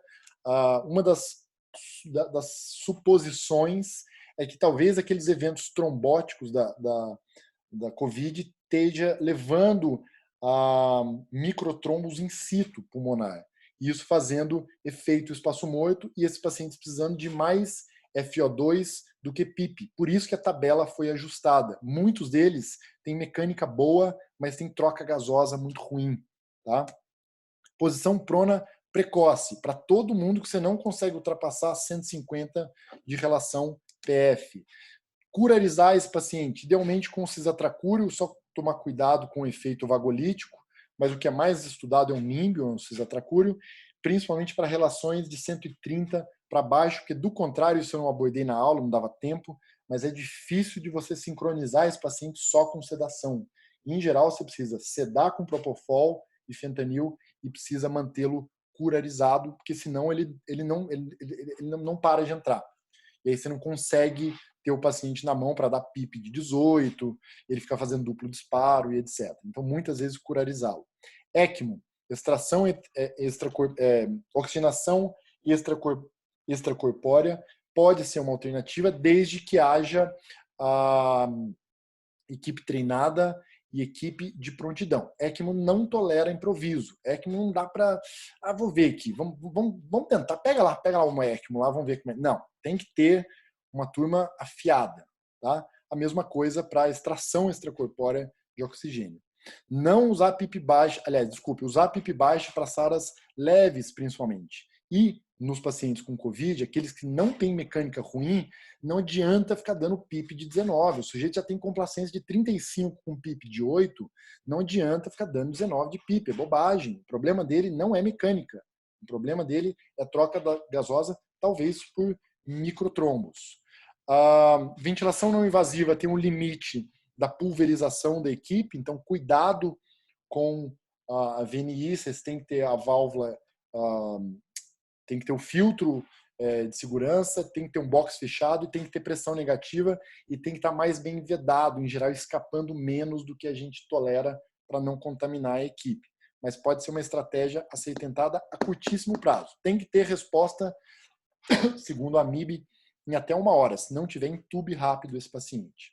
Estratégia de recrutamento máximo não se faz mais, principalmente depois do ART, mas não está proscrito. Se você souber fazer bem, tiver com linha arterial, catéter venoso central, paciente hemodinamicamente estável, você já recrutou, fez um mini recrutamento, você já pronou, e mesmo assim você não consegue abrir a alvéolo, você precisa de pressões mais altas, talvez seja uma estratégia. Mas o nível de evidência é baixo, inclusive o ART mostrou que quem recrutava maximamente morria mais. E a extração extracorpórea de CO2 pode ser usado para quem faz estratégia ultraprotetora com 3 ml por quilo de peso predito.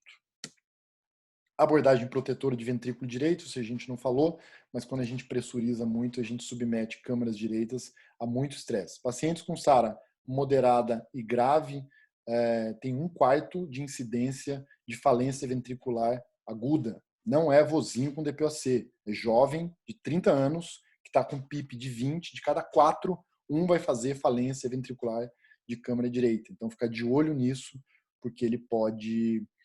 você pode estar resolvendo todos os outros problemas do doente, mas submetendo o ventrículo direito dele a pós-cargas que ele não tolera. Obrigado pela atenção. Eu queria deixar só um agradecimento à doutora Carmen, que teve coronavírus, foi entubada. Ela é uma das chefes lá da UTI respiratória da USP, me ensinou muito, é colega minha de instrução no VNUT, é um doce, uma pessoa super legal, um Boeing da ventilação mecânica no Brasil e no mundo, e teve muito mal, foi entubada pelo Covid. Pelo que eu soube, não sei detalhes, estava melhor, tinha sido estubada. Eu queria agradecer ela pelo tudo que ela me ensinou, queria dizer que eu estou esperando ela sair da UTI do Einstein, e queria que essa aula aproximasse as pessoas que vão precisar de ventilação mecânica do que ela recebeu de ventilação mecânica, que eu tenho certeza que foi de primeiríssima, tenho certeza que foi algo muito cuidadoso por vários motivos.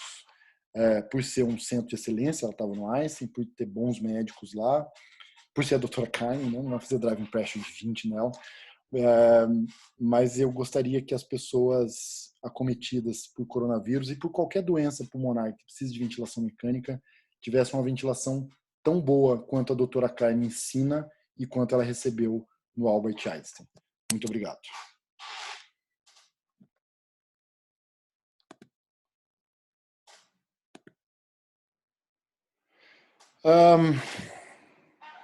Eu parei o compartilhamento aqui. Eu não sei como é que a gente faz. Vocês estão me ouvindo? Deixa eu ver se vocês estão me ouvindo. Vocês me ouvem? Eu vou ativar os microfones. Aberto agora. Mas eu não sei se a gente abre para perguntas. Fica descalço, não vai fazer mal para você. Excelente. Eric, eu acho que a gente pode até abrir para pergunta, mas o problema é que as pessoas estão. Está todo mundo abrindo os microfones. Mas de qualquer maneira, parabéns pela aula. Foi espetacular, foi um orgulho, na verdade, ter essa possibilidade de fornecer esse tipo de formação, de treinamento para os colegas exatamente na festa de aniversário da APPT, hoje, 78 anos. Parabéns, Eric, muito obrigado. Imagina, eu que agradeço o convite, espero ter sido útil de alguma forma. É difícil não falar, se for provar o serviço de ventilação mecânica no evento, inclusive, era sempre algo muito avançado, eu queria dar algo mais acessível e isolar para todo mundo. Praticamente por tarde para a gente discutir com novos tipos, mas eu fico à disposição, eu vou ficar aqui aberto, se quiserem discutir, se quiserem falar alguma coisa, estou à disposição. Com todos os microfones abertos, isso causa um certo conforto. Eu vou fechar e vou ver se vocês conseguem abrir. Peraí. Se para.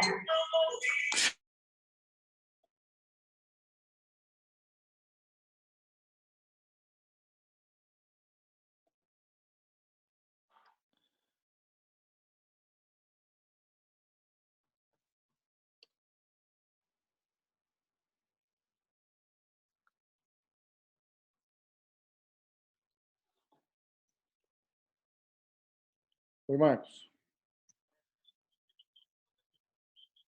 Tá bom, tá bom. Eu vou escrever aqui então. Ah, tá bom, pode deixar. Beleza. Tá.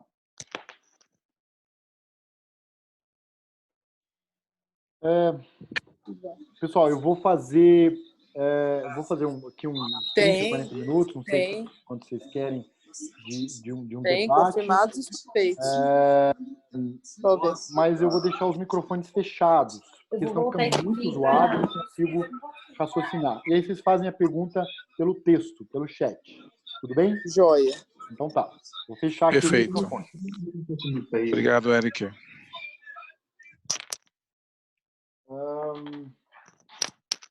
Fechado, ótima aula.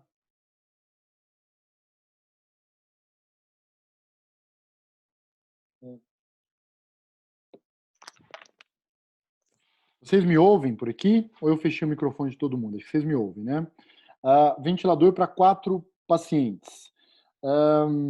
Eu acho, do ponto de vista microbiológico, algo muito complicado. Parece que foi feito com 2 na Espanha. Já repito, Sérgio. Foi feito com 2 na Espanha, mas do ponto de vista microbiológico, não acho isso acessível. Acho complicado do ponto de vista de monitorização. Se em 2 pulmões de uma mesma pessoa já é difícil você controlar, porque às vezes a gente fala em complacência estática de 30, mas é porque um pulmão está doente. Tanto é que às vezes a gente faz ventilação pulmonar independente por causa disso. A gente usa um ventilador para um pulmão e um ventilador para o outro. Imagina uma doença heterogênea como SARA e como COVID fazer juntar 4 pessoas, juntar 8 pulmões. Então, eu acho que do ponto de vista mecânico é complicado e principalmente do ponto de vista microbiológico.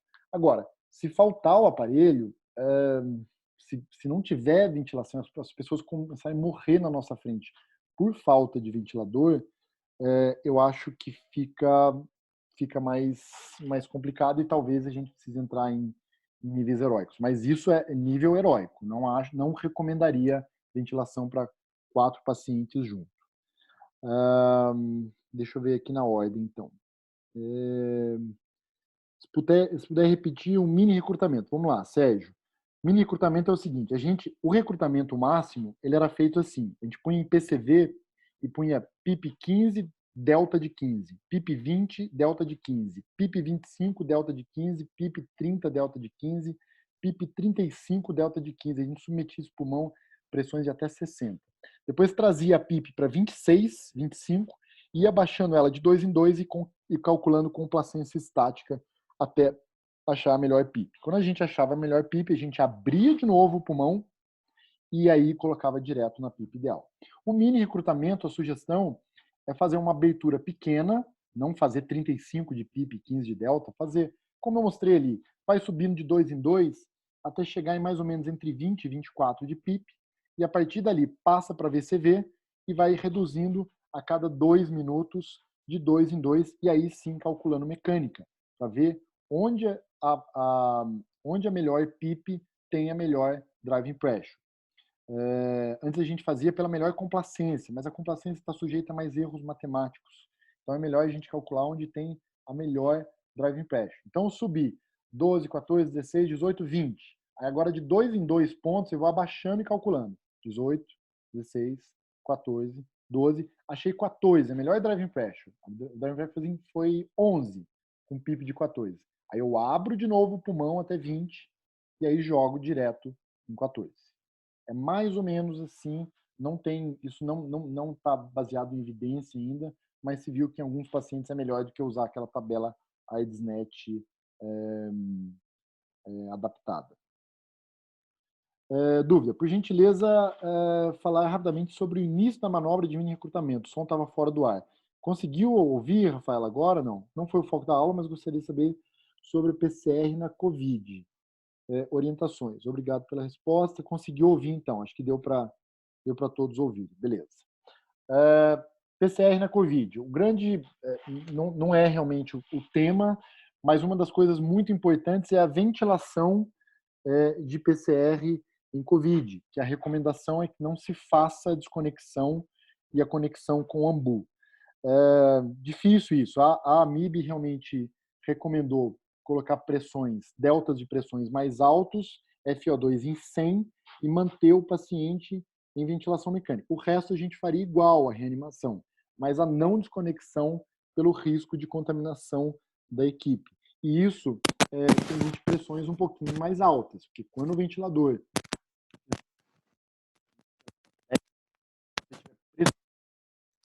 vai fazer volume corrente limpo, passar para PCV e fazer volumes correntes, pressões, deltas de pressões um pouquinho mais alto, entre 20 e 25. Se você deixar em VCV, vai ser um problema, porque se você pedir 350 de volume corrente, na hora que você fizer a pressão, isso vai gerar uma pressão muito alta no sistema, ele vai gerar 60, 70 de pressão para conseguir te dar aquele volume corrente pedido de 350. Dose do Rocurone, não sei de cabeça, Marcos. Não sei de cabeça, isso eu não vou saber responder. 1 mg por quilo ou 1,2 mg por quilo. O Rocurônio e o Vecurônio, apesar de eu não saber essa resposta, eu tenho uma informação importante. O Rocurônio e o Vecurônio, eles têm uma vantagem interessante, que é um efeito menor vagolítico. O cisatracúrio e o etracúrio, eles são muito bons, mas eles têm um efeito vagolítico muito importante, isso desencadeia frequências cardíacas, às vezes 160, 170, desautonomia. Então, às vezes a gente não consegue fazer o cisatracúrio na bomba por causa desse efeito vagolítico. E aí uma das sugestões que se tem, não é baseada em evidência, mas uma das sugestões é usar ou o rocurônio ou o vecurônio. Se vocês tiverem dificuldades hemodinâmicas de usar cisatracúrio ou atracúrio, procurem usar o rocurônio ou o vecurônio na dose que eu não sei te responder, Marcos. Não sei se tem mais alguém.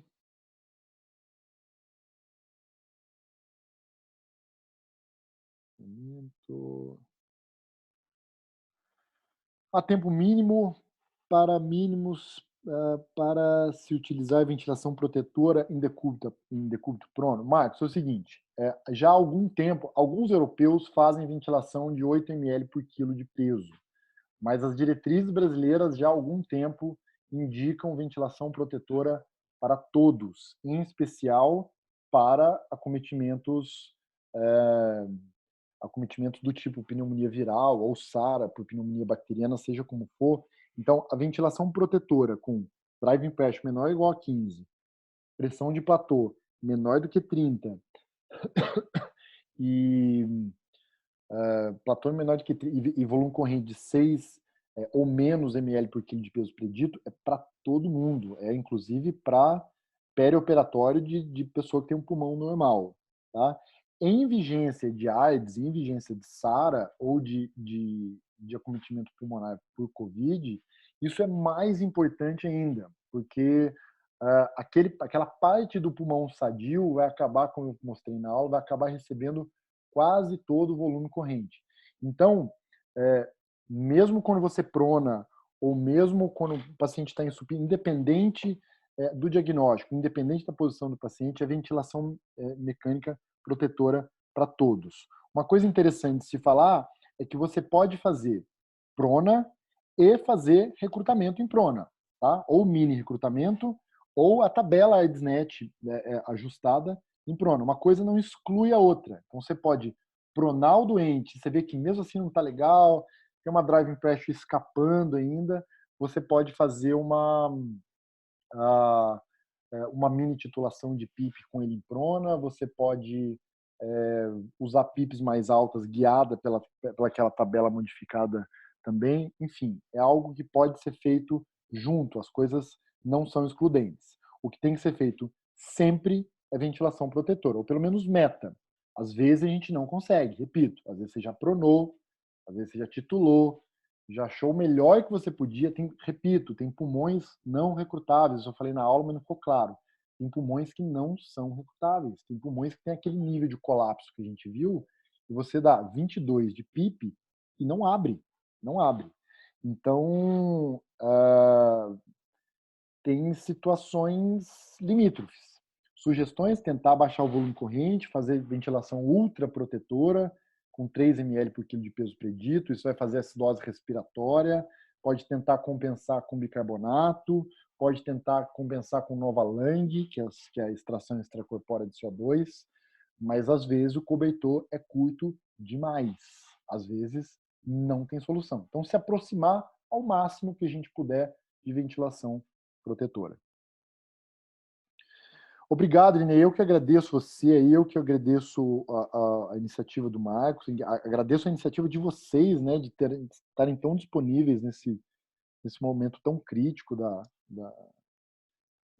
história da humanidade, né, de correr atrás de gente, de correr atrás de coisas, de correr atrás de discussão, e de informar as pessoas e enfim, da gente tentar fazer com que o dano seja o mínimo possível, né? O dano seja o menor possível. Não tem como não ter dano dentro do que já aconteceu, mas iniciativas como a sua, como a do Marcos, como a do Lucas, como dessas pessoas que são meio fora da curva, assim, de intenções, faz com que a gente se motive e tente motivar outras pessoas também.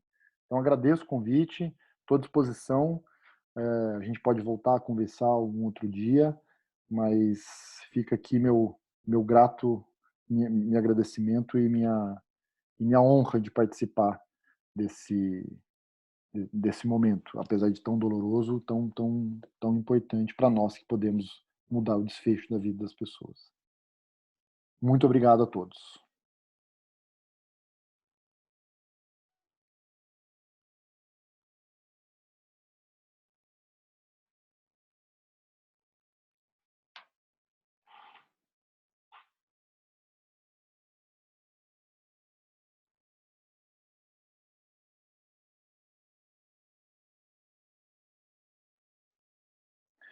Rafaela, mínimo de prona de pelo menos 16 horas, tá?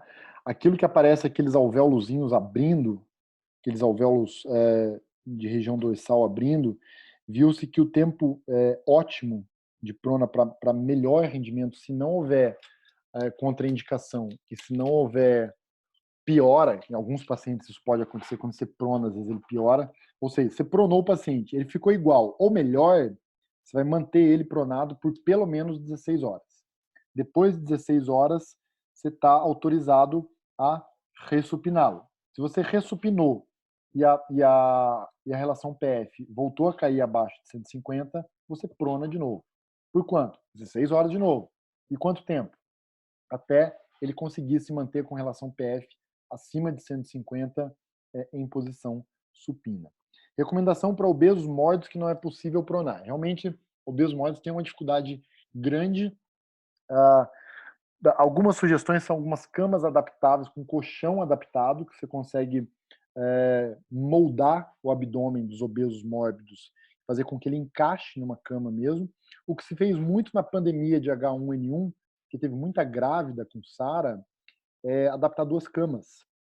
Então, se colocar uma cama do lado da outra e adaptar de uma maneira que o abdômen consiga ficar para baixo e não exerça um efeito adicional restritivo. Isso pode ser tentado em obeso também.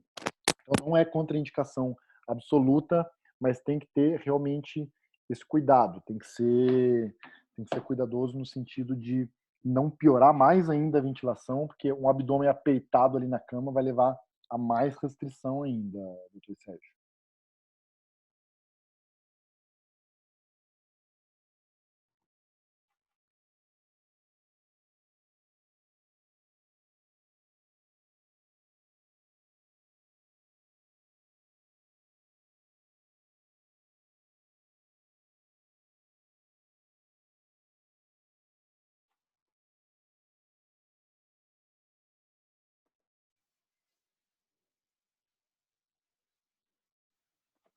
Marcos, eu vou abrir aqui o som seu e do Irinei. Se vocês quiserem falar alguma coisa, se vocês quiserem, fiquem à vontade. E se alguém quiser falar também, pode colocar aqui, só porque quando eu abro de todos, fica um barulho que ninguém consegue entender direito. Mas o microfone seu e do Irinei estão abertos, então fiquem à vontade, se vocês quiserem perguntar mais alguma coisa, se quiserem programar alguma coisa, se quiserem encerrar, fiquem à vontade, a palavra é de vocês. Eu vou falar primeiro que o presidente, né, mas eu queria, na verdade, extremamente agradecer a você, Eric, pela agilidade, o contato que a gente fez com a AMIB, né, e pelo Irinei, e também ao Irinei por ter topado essa iniciativa. Eu acho que é de uma grande grandeza e uma nobreza absolutamente espetacular o que você fez, e essa aula ficou gravada, a gente pode, na verdade, estender isso aos colegas que não puderam assistir hoje, inclusive de outros estados, se eles acharem isso conveniente. Então, muito obrigado, Eric, obrigado, Irinei, e um grande presente, parabéns para a PPT, e para todos nós que estamos aqui juntos nesse momento, celebrando esses 78 anos. Eric, muito obrigado. Capitão Nascimento, parabéns, a sua atuação é fantástica. Eric, muito obrigado. Foi uma aula, assim, foi uma revisão espetacular. Muito obrigado pela sua disponibilidade, né? E parabéns a todos que estiveram presentes, e vamos deixar realmente gravado isso, porque vai ser um marco na pneumologia do Paraná, essa tua aula vai ser disponibilizada. Eu acho que vai rodar o Brasil, porque foi uma revisão fantástica. Muito obrigado mesmo, fico muito agradecido. Parabéns a todos. Um abraço.